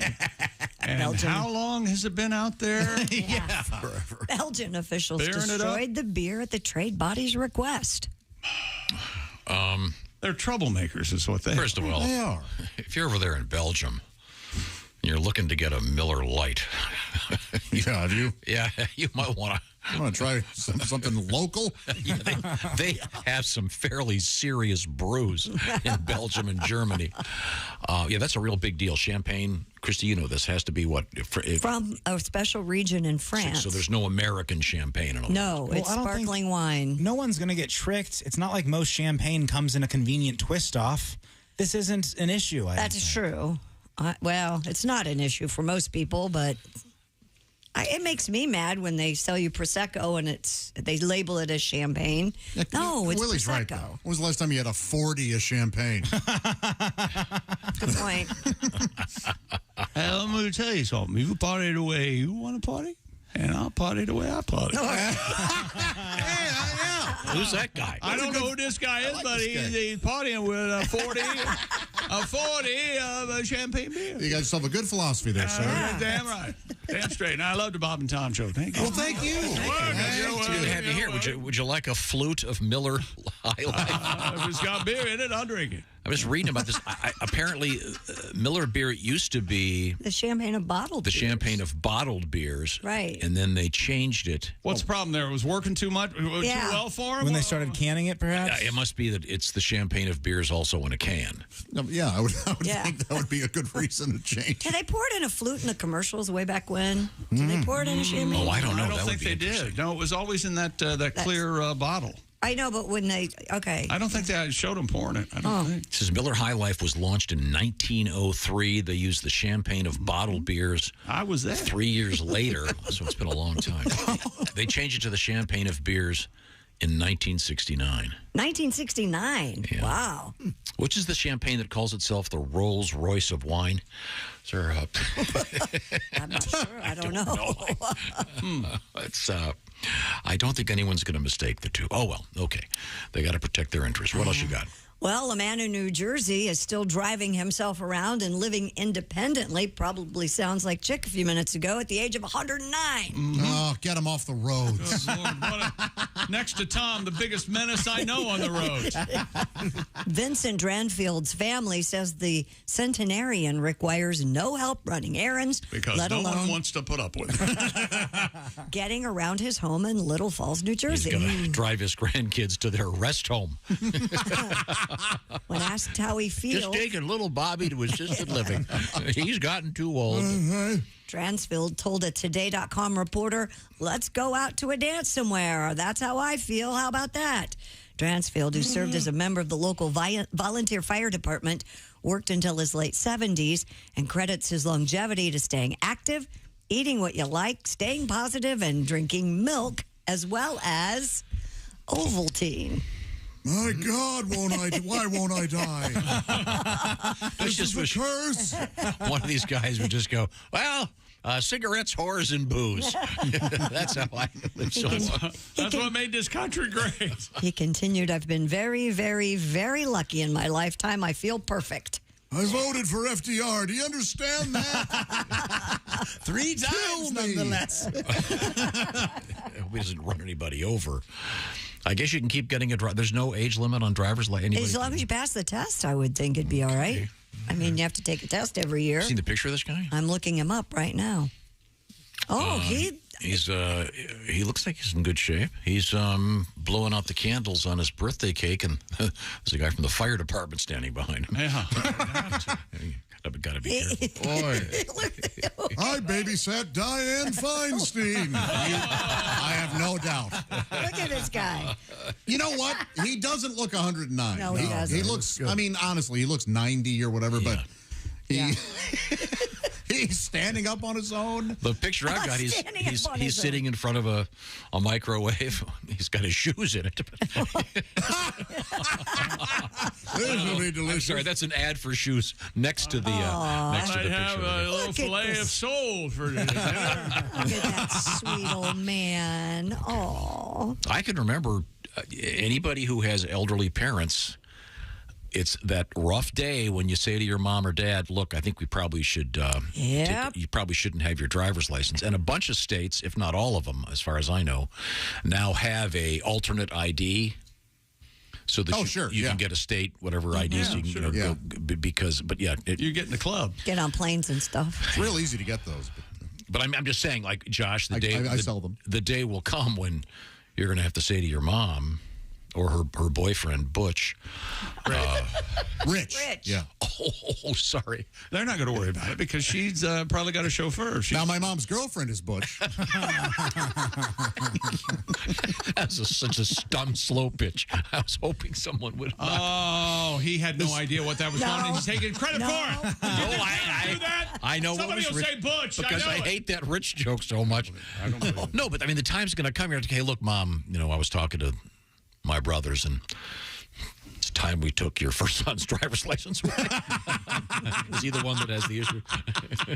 I'm sorry, which one? Never mind. Sometimes you try to take their driver's license away and insist that life would be easier with the driver, and they say, "No, I'm not going to do that." And they continue to just live their life and walk into the garage sconce. Yeah. Constantly. 4 times. Or slice open their thumb. Oh, that's me. Christy Lee, what else you got? A Florida man has lost part of his leg following an alligator attack at an RV park. WKMG-TV. It's magic. I don't know. Reports that the 72-year-old was attacked at the Great Outdoors RV Nature and Golf Resort in Titusville. Think of the name of the place. Great Outdoors. Hey, you're outside all the time. That's where the gators live. Brevard County Fire Rescue officials said the man's leg was amputated by the gator below his right knee. He was airlifted to a trauma center. Amputated. It was bitten off. Yeah. I'm Dr. Crocodile. Yeah. I'll be, I've got a saw here. Bite down on this, will you? I love the Croc Doc. It's Crocodile. No, tonight's episode of Crocodile. Excuse me, Croctor? Florida Fish and Wildlife Conservation Commission officials said a trapper was able to remove the gator and kill it. Fire officials said it's not yet known what led to the attack. Kill it. It's the gator's house. I don't get this. I don't either. What did the gator do? He was just doing what he does. Well, it does have the bloodlust now, maybe. Now, if you were his age, don't you think instead of getting a high-quality prosthetic, you'd just do the peg leg? How old is he? 72. You think after, above 70, it's just peg leg? Handy for the kids. You got the cool leg. They can put their initials in it. You say, "Hey Wilbur, I got the peg leg on. Come on, you want to carve? You want to? Here's my pocket knife. Carve your initials into that baby." I know they make really high quality prosthetics. Oh, he's mad about it. I know. And I'm so annoyed by all these helpful medical people. I got to get it right. I'm going to the good foot store. I need some support on my good one. You know, the one that's still there. Sure. Oh, boy. Is it necessary? Couldn't they just relocate the gator? You'd think that... You would. Well, there are a lot of gators, you know. So. Why'd the gator stick around? Why didn't he eat? You know, you bite a man's leg off, then you think, I better get out of here. Yeah, they're going to come for me. yeah. Now, I guess the alternative, was the guy holding onto a tree or something? Because don't the gators try to drag you into the lake and then spin around? Maybe that's how he lost it. Maybe if he hadn't tried pulling, the gator wouldn't have ripped it off. Oh, my gosh. Boy, that had to have sucked bad. Well, this was at an RV park, so the good news is I bet he's got a better space with the wheelchair RVs, right? No? Are you kidding? Have you been to an RV park? They're all wheelchair. Okay. Maybe you can just move up one then. Good to know. Right now, I can tell you this. We were talking about... Tell me, Tom. Josh's mom and Butch, or Rich, rather. A good idea for Rich would be to log on to IHateStevenSinger.com and see what Mr. Singer has at Steven Singer Jewelers. I can tell you one thing, something brand new. It's the first in a series. Of course, you could have Rich get a neon sign in Times Square going, "Hey, I love you, baby." Or, baby.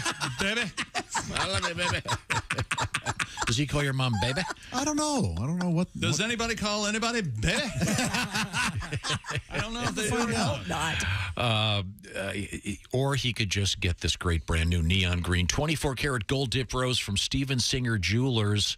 This will light her up. It's beautiful. This is the latest in a series, but this is the first in the neon series. If you've been collecting these, it's I think they start at $59 or so. Get the details by going to IHateStevenSinger.com. Now, it's shipped, of course, in a beautiful package, a gift box with a beautiful Mother's Day card from you. Plus, there's the Steven Singer Lifetime Guarantee, which is on all of his stuff. And when I say stuff, I mean great jewelry like earrings, necklaces, bracelets, things that moms of any age will love, including these great real roses dipped in real gold. Details at IHateStevenSinger.com. Get the order in before 2 o'clock today, and it's out the door today. So tell Steven that the Bob and Tom Show sent you. We'd appreciate it very much. So would he. And when we come back, we're going to be able to appreciate Reno Collier. Before I take a quick break, I want to mention getting some great email about Greg Warren's YouTube show. It's called Greg Warren the Salesman. Log on and find that it's really great. It's a nice stand-up piece, and it's clean. Everybody can watch it, even the kids. This is the Bob and Tom Show. Hello. You're listening to Bob and Tom 24/7. This has been Chick McGee speaking. I'm Mark Allison speaking, and thanks so much for tuning in to...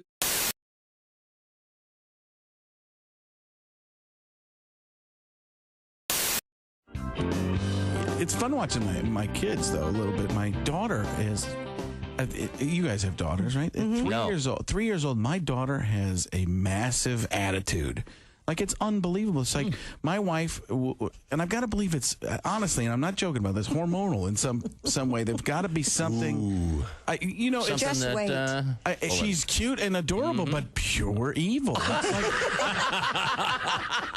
It's like the devil dressed as a young Sally Field. Oh my God! I mean, it's very difficult because my wife said, she says to my wife, "Can I go outside, Mommy?" My daughter and my wife goes, No, it's too hot out. It's 110 in Phoenix right now. The kids don't notice that. So she goes, "Can I go outside?" And she, no. And my daughter looks at my wife directly in the eyes and goes, "Say yes." Oh my gosh!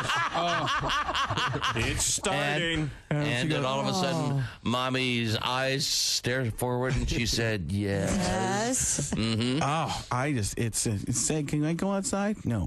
And then again, say yes. And she crosses the arms, and now she is evil. The best one was my wife got my daughter this princess puzzle, pink princess fairy puzzle, obviously a fairy puzzle. And my son looks at it and he goes, "That puzzle? That girl looks like a prostitute." Wow! Thank you. Good night, everybody. My wife says, my wife had that Kermit turn. You know, she looks at me and she's like, "Where did he get that from?" I'm like, "I don't know. I call them hookers." Don't look at me.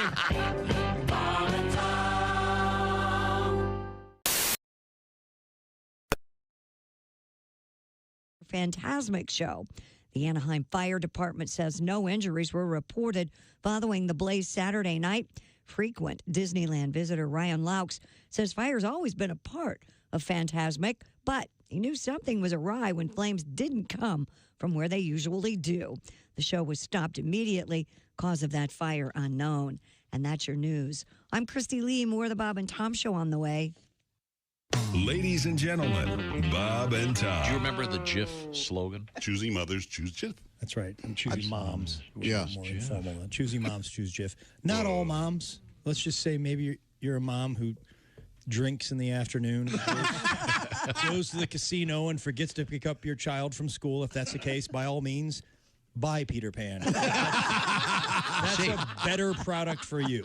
Their mascot is a boy who refused to grow up. Maybe he couldn't grow up because he was malnourished because he was eating that garbage peanut butter named after a cartoon. Bob and Tom in the morning and highlights all day long. The Bob and Tom Show, weekday mornings at 6 a.m. Eastern on Bob and Tom 24/7.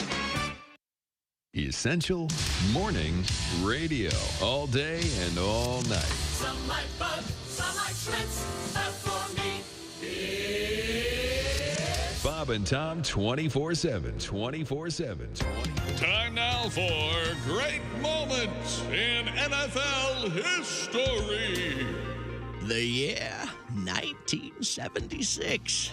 The place, Miami, Florida. It was Super Bowl 10, and America was celebrating her bicentennial. The national anthem that year was performed by famous blind entertainer Tom Sullivan. Let's listen to this rare recording of his pre-game performance. Oh, say, can you see? Mr. Sullivan, What? you're not on the microphone. Take 3 steps forward. Oh, okay.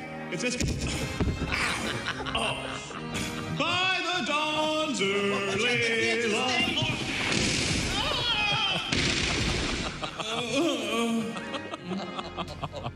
While organizers were applauded for their support of people with disabilities, fans and critics alike agreed that a stage 12 feet off the ground was a particularly bad idea. A little help now. This has been great moments in NFL history. Hey, this is Larry the Cable Guy, and you're listening to Bob and Tom 24/7. Boy, better get up, get some exercise. Jim Gaffigan joins us in the studio. Jim is a veteran comedian and actor, famous for a couple of oddball appearances on Sex and the City. But I am an actor and a comedian, but I'll tell you guys, I wish I was a film director just in everyday life, so when someone was telling me a boring story, I could just go, and cut. I didn't finish. We got it. That's a wrap. And cut. When you think about it, that would come in handy. You come home late, your wife's like, where the hell were you? And cut. All right, let's try it again.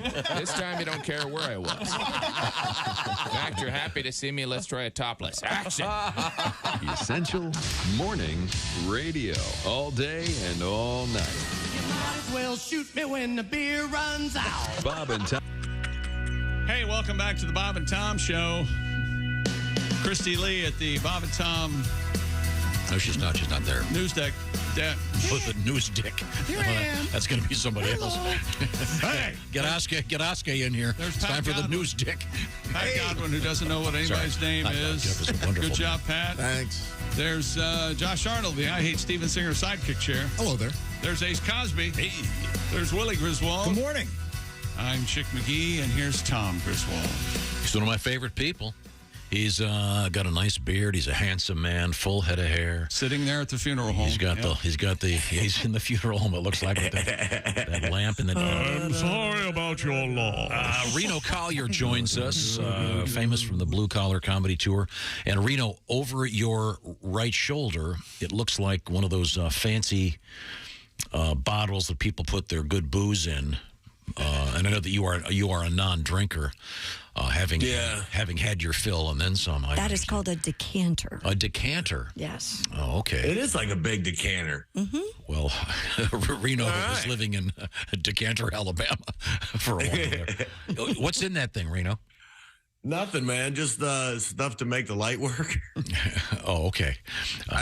There's nothing. It's empty. It's how about the one next to it, though? Oh, this thing? Yeah. That used to have Jack Daniels in it. What happened to the Jack Daniels?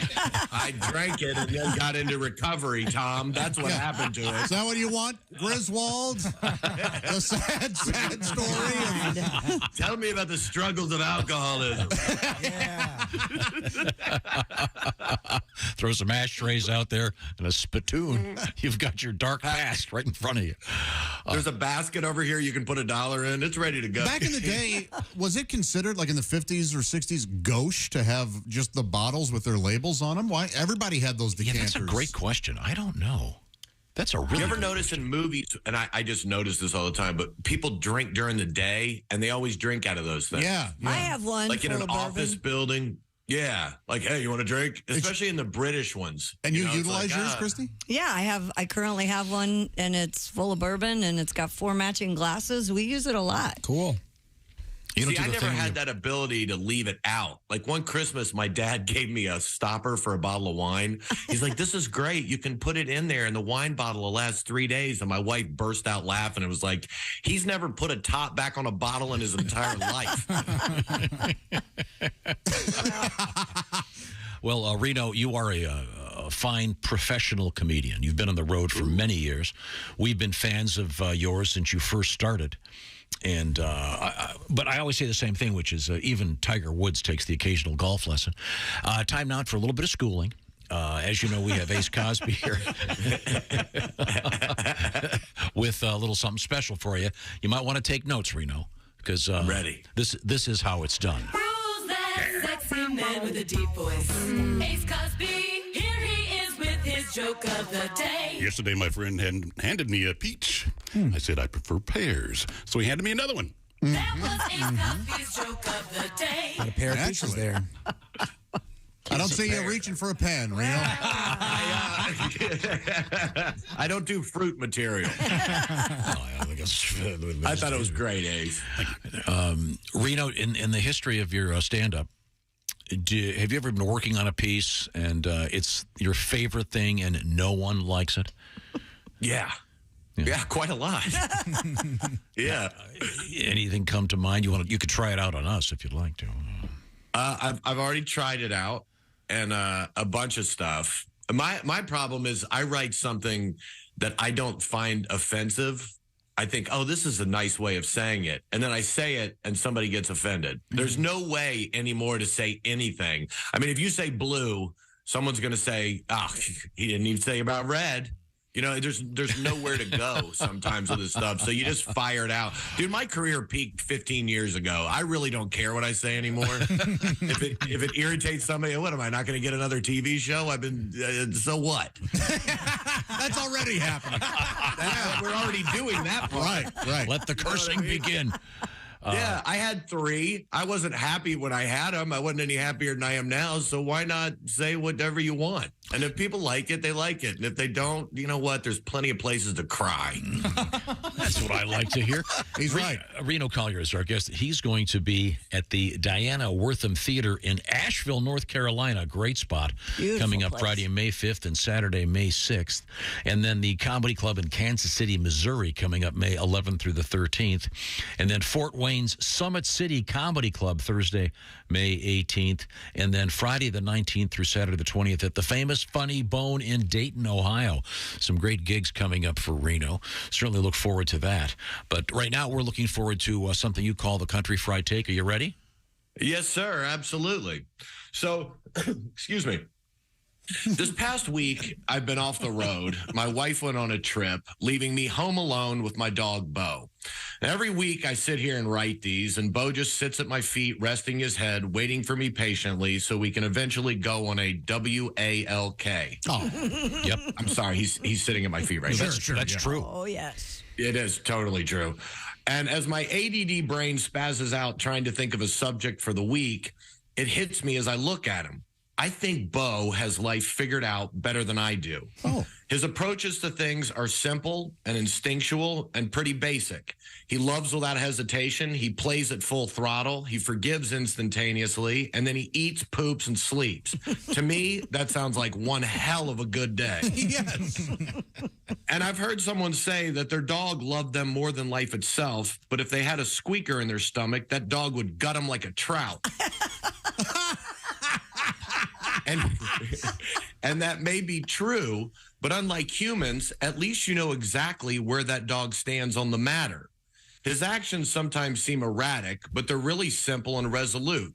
For example, when I'm on the phone and won't pay attention to Bo, he gives me a short period of grace time.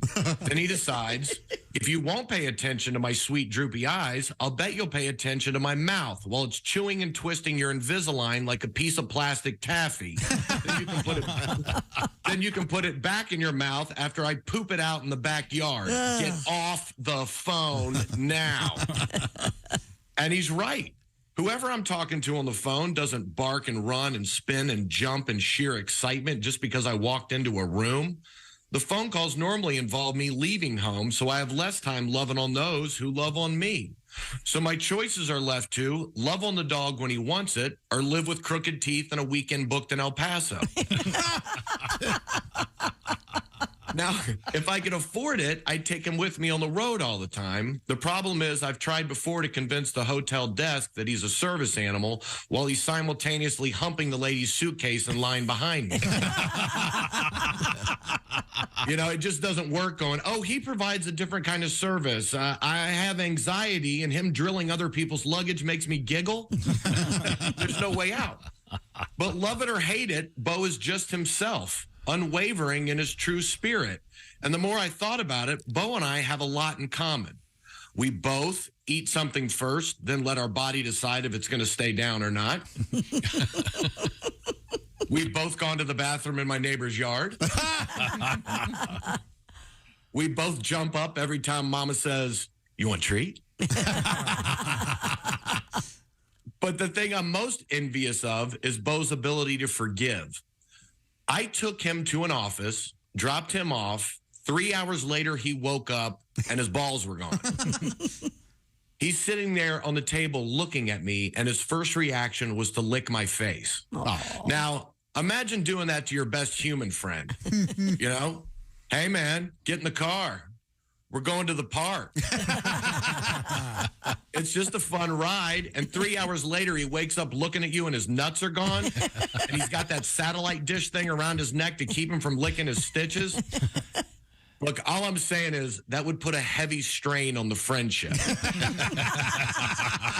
You know? And that's why dogs are man's best friend. Their ability to forgive and love unconditionally. So while we think of dogs as simple creatures, maybe simple's the way to go. Love hard, play hard, and every once in a while, grab something from someone and make them chase after you. Life is way too short not to. I'm Reno Collier, and that's my country fried take. Very nice. Absolutely true. Now, Reno, dogs aren't just man's best friend. They're also woman's best friend and anybody who doesn't identify as cisgender. Sure. So please. That's true. No, they are. And my dog actually likes my wife better than she likes me. But, yeah, all right. People's best friend. This is why. Well, non-humans can have best friends, too, so let's be careful. If you ask me if I've ever written material that I thought was going to be really funny and piss people, it's like this. You can't even say man's best friend. What about you? It's a person's best friend. It's everybody's best friend. Stay in the Stone Age. You know what? I like the Stone Age. You hunt, you eat, you have sex, and you sleep. Yeah. End of the day, draw a picture of your buddy on the cave wall. Sounds like a fun time. Yeah. It sounds great. Is that a Krispy Kreme cup? Yes. Oh, nice. It is. I'm sure that's going to piss somebody off, too. Why does it have to be crispy? What about the soft donut? I was just thinking it, and I'm glad you acknowledged it. My mom used to always, when I was a kid, she would always, our dog's name was Duffy. Can you take Duffy out for a WALK? Because but Duffy was the one that if he saw a suitcase, he would immediately throw up. Because we had taken him to the kennel once. Oh, boy. So the suitcases off to the kennel, hated it. So when we'd have guests arrive at the house, no, don't put the suitcases there. Maybe the problem was you were taking your dog to the kennel in a suitcase. Yeah. When I was in college, my roommate had this big, giant lab, and our apartment was the size of a bathroom. And the lab, whenever you said hungry, the dog went crazy and knocked stuff off the counters and everything. So his girlfriend was dumb as a rock. And she was over at our apartment, and we were sitting there, and he and I were arguing about something. And the dog was sitting there looking at her, and I go, hey, Kelly, what is that country that used to be attached to Austria? And she goes, Hungary? And the dog went back. He just went nuts, jumping all over, crashing and everything. You should have said, no, the answer is New Zealand. Yeah, she couldn't have been that dumb. I didn't know that. Austria, Hungary? Okay. Reno, we got another animal story for you if you want to hang out for a second. Yeah, I'd love to. There's a couple really cool animal stories. There's the cow story and the parrot story. A man relieving himself on a set of railway tracks was killed by a cow that was struck by a train. Oh. Follow me here. Oh. No. According to India Today, the incident occurred in Alwar, Rajan. Okay. The man's relative said the cow was hit by a semi-high-speed Vande Bharat train. They said the impact caused the cow to fall nearly 100 feet to where the man was relieving himself on the tracks, killing him instantly. That's crazy. So help me God if I'm not telling the truth. Hey, a cow fall from the sky. Like, talk about not your day. And why would you pee on the tracks? Why wouldn't you? Oh, I've done that a million times. Yeah, on a railway track. Sure. You've peed on railway tracks a million times. Yeah, we used to always walk What, down. did you grow up with the R gang? Yeah, no kidding. No, there was a commuter train right by my house growing up, and we'd always walk over and walk down the. Boxcar Willie hasn't peed a million. You and Corey Feldman and one of the O'Connell brothers one time. Yeah, we'd always walk down the tracks. Really? Sure. Interesting. Was the headline choo choo moo moo? One can hope. Aren't cows like a real big deal in India? Yeah, you don't kill a cow. Yeah. Yeah. They're sacred. By the way, this story, interestingly enough, this is from India Today. Mm-hmm. So it doesn't say anything about the cow. I'm assuming if the cow dropped 100 feet after being hit by a high-speed train, I'm guessing. He did not make it, probably. Hard to walk that off. Yeah. Yeah. Okay. But It's not a cartoon. What a weird way to go. No kidding. That is. Jeez. That probably hasn't happened that often. There's no way. Probably never. Yeah. Do they have those billboards in India that say "Eat more chicken" spelled wrong? They don't have to because just asking for. Hey, a new study out there finds that pet parrots become less lonely when they can FaceTime other birds. Well, that's nice. Oh. Researchers gave the birds a tablet that allowed them to make video calls by touching a photo of another bird on the screen. The parrots made 147 deliberate calls to each other during the study. Hey, Lloyd, any crackers at your place? No. Bitch here's kind of hoarding them. Call me back in 10 seconds. After Do they reviewing, read the news off the bottom of the cage? Brack says here Sears is having a sale. Brack. My lady uses an iPad. They don't get the paper anymore. They're all green and everything. After reviewing footage and owner notes of the interactions, researchers found parrots began to engage in more social behavior, including preening, singing, and play. While pet birds can develop psychological problems from isolation, scientists suggested that video calling could help reproduce some of the social benefits of living in a flock. Well, good. Parrots are really tricky.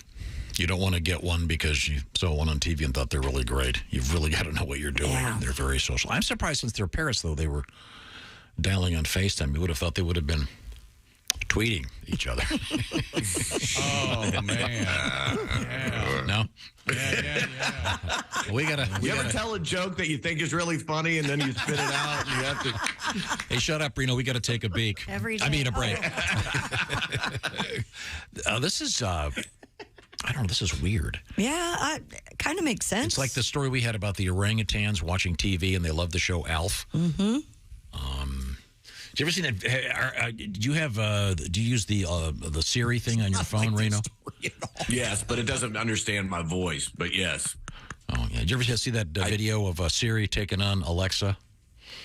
No. Digital scissoring thing. Okay, never mind. Digital scissoring. I like that term a lot. No, I don't need to hear that term ever again. That term can go right away.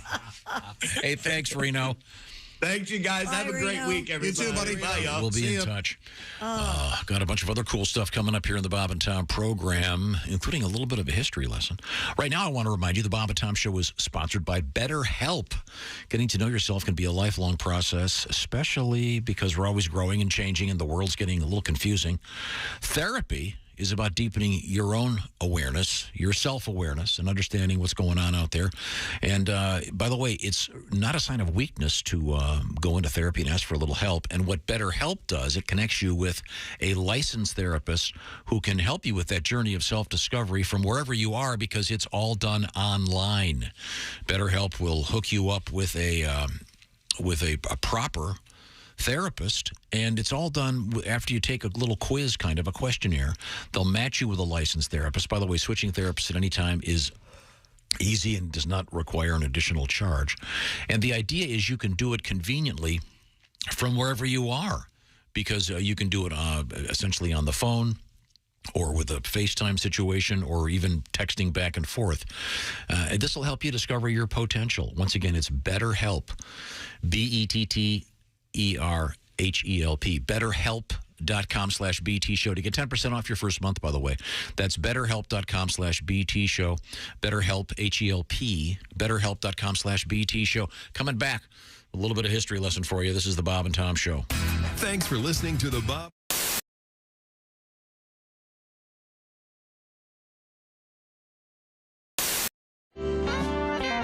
Just before we went back to air, we were talking with Theo. Theo threw a new word at me, and a new phrase. I am not aware of this. There is something out there called the Lucky Pierre, which, well, Theo, you didn't really give me much information, but go ahead, flesh this out for me, literally. It's something that I've heard that the kids are doing. It's the kids would be you. Yeah, you're a kid, huh? Yeah, well, in this story, I'm not the kid in this one. It's if there's a threesome going on, which I enjoy. Who doesn't? Who doesn't? Now, threesome. So threesome would be, say, you and two ladies. Yeah, me and two ladies. Yeah. However, if it's three fellas, then I've heard the term. What? Yeah, there's a thing. It's they used to call it the train back in the 70s, but three guys. If it's three guys and no ladies, and they call the guy in the middle the Lucky Pierre. That's what I've heard. I don't see that all. That lucky. The or the manata. That's what I've heard called as well. There you go. Oh, man. The manata.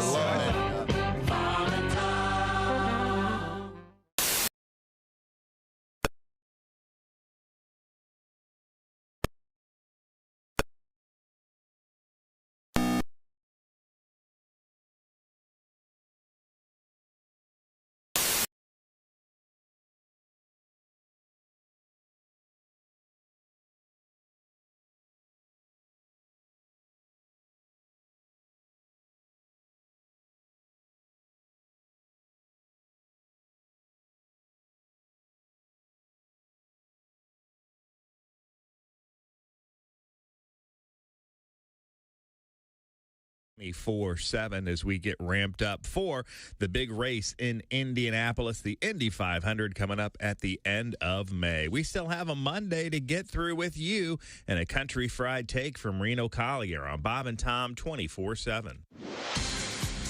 I'm Chick McGee with your Bob and Tom Sports Update. Steph Curry scored 32 points, gave Sacramento, though, a late chance. He called a timeout Warriors didn't have, and the defending champ hold on to beat the Kings 126-125 in San Francisco last night.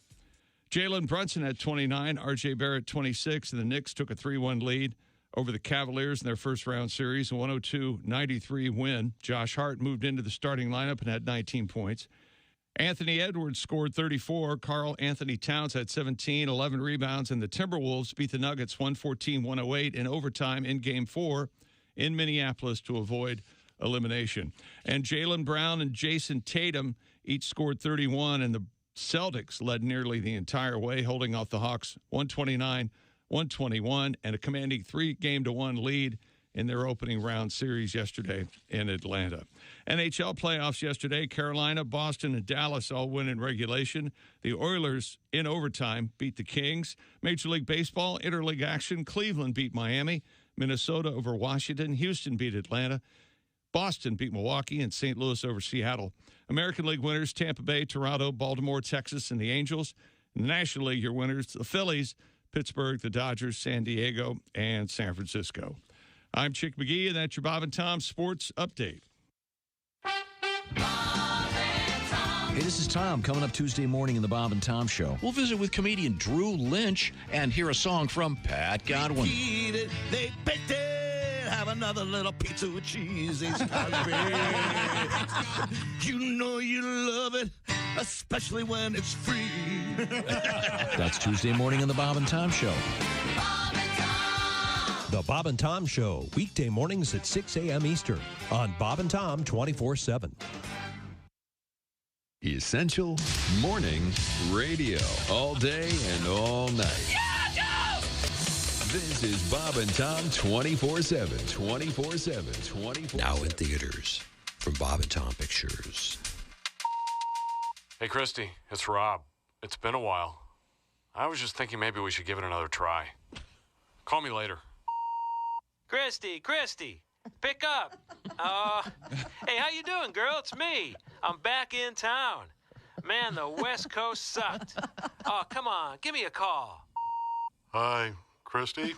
Hey, it's me. Remember me? Hey, I was looking at some old pictures of that time back in Tuscaloosa. When, I'm sure you remember. I'll call me. From Bob and Tom Pictures, Christy Lee stars in The X-Men. Hey, Christy, it's your favorite drummer. I'm in town playing for a new band called Saber. Call me. Hey, Christy, it's me, Donnie Baker. Hey, I was cleaning out the boat, and I found a pair of your... anyways, I think they're yours. Can we try it again, man? I got the motor fixed. I swear to God it works better. You ain't going to have to row or nothing this time. Call my pager. Christy Lee's X-Men, now showing every other weekend and Wednesdays if she's not too busy. Hey, folks. Boom. It's me. And you're listening to Bob and Tom 24/7. That's 24 days and 7 days a week and 24 like the show with the guy who whispers all the time and saves the world. And Bob and Tom 24/7. Hey, it won't blow up the world. Like, you can't get a regular cheeseburger in L.A. Like, if you get a cheeseburger at a restaurant in L.A., it's always a burger that was happily raised by the owner's barber, Jeff, spelled Geof. Of course, yeah. I just want a cheeseburger. I want a burger made from a cow that was born and raised to be a burger. All right? I don't want a burger with dreams or hope. I want a burger that knew the deal. And I want a cheese that is 40% plastic. All right? I want a cheese that when I poop it out, I poop out a keychain. I babysat a cat a couple weeks ago. No, it went in the show. Oh, Then he started picking his out of his litter box and dropping him in the middle of the living room floor. Oh, this is a protest. It did seem like some sort of action. Cats are, jerks, basically. Can be. Cats are jerks.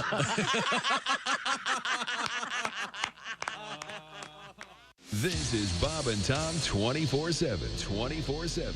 24/7.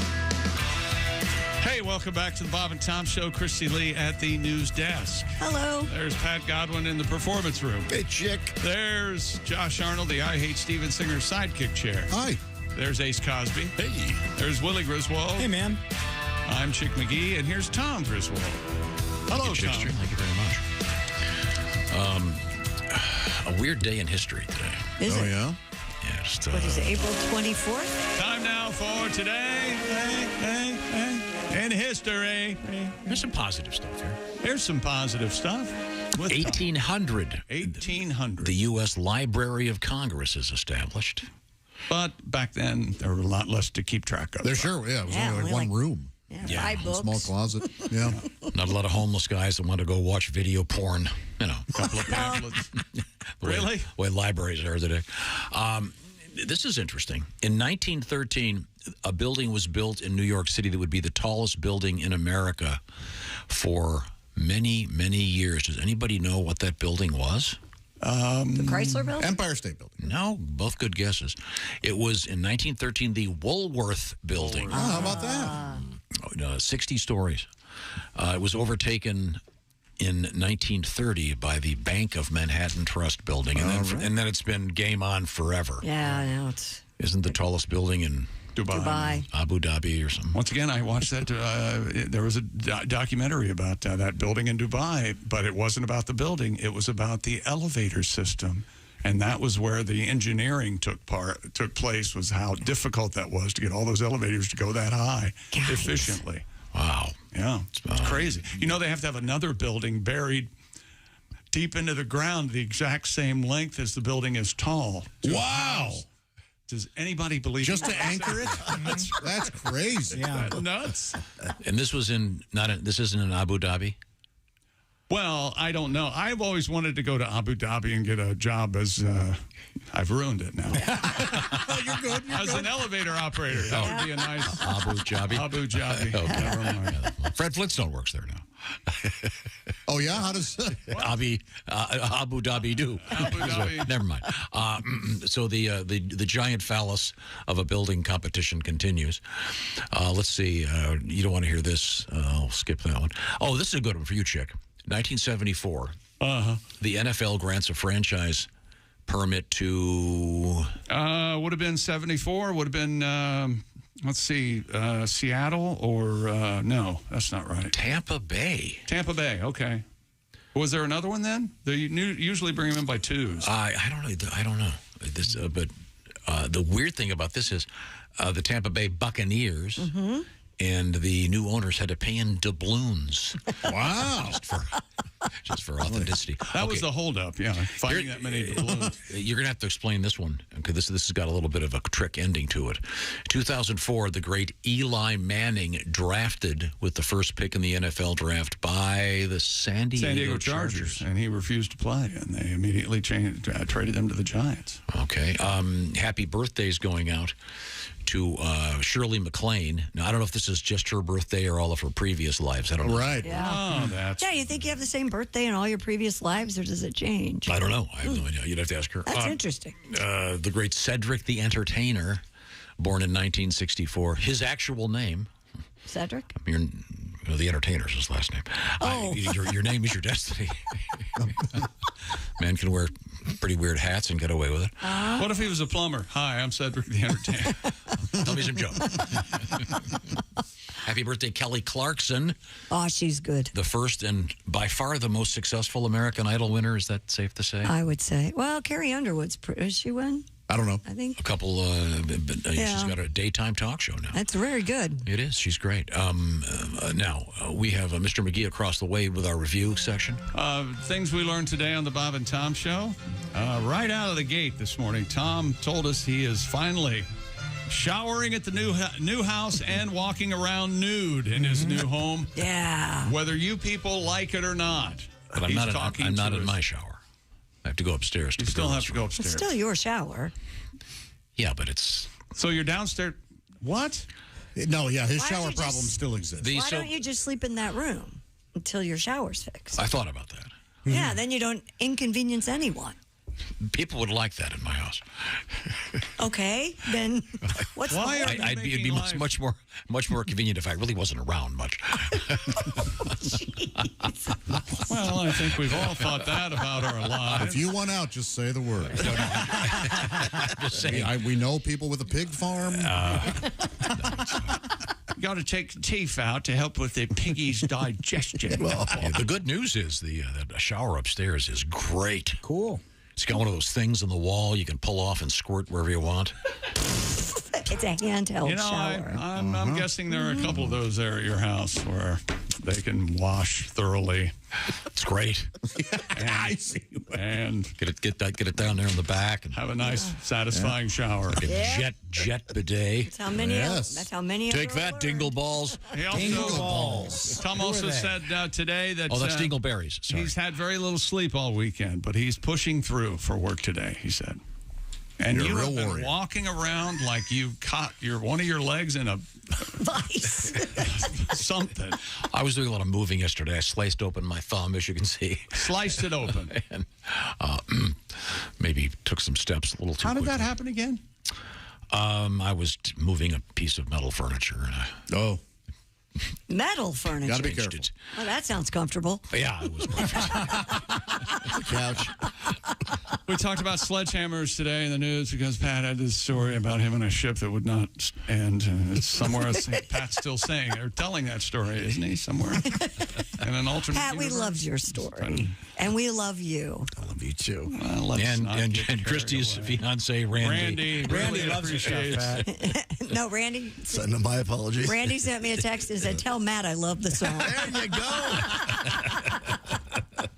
We had a lot of pictures today of people having their dogs drive their car, which I enjoy thoroughly. Thank you very much. Tom explained the gangster lean to everybody, as only Tom. But it was a great opportunity to play a terrific song. Yes, it was. Digging the scene in the gangster lean. Woohoo. That's a great song. Woohoo. What's the name of the artist that does that song? William Devon. Yeah, check it out. It's a Be great thankful song. for what you've got. Josh has a kid on a bike riding in his backyard. For some reason, he doesn't know what to do about it. Right. Getting very good advice from our listeners, none of which can be read on the air. You teach that kid, huh? Tom had a birthday over the weekend. We don't know if he had a one-man band or spinning plates or some guy on stilts skiing, but hopefully he had a good time. And Josh hates Ed Sheeran for some reason. I don't know why. It makes him angry. I feel nothing when I hear The guy's brilliant. There you go. Soulful. It's kind of like, yeah, he is. Who cares? It's a weird thing. Many do. I know many do. It's a weird. It's me. Something's wrong with me. Okay. I think you're eliminating. Oh, there's something wrong. You're eliminating thus 99% of American women. I also don't care about that. Okay. All right.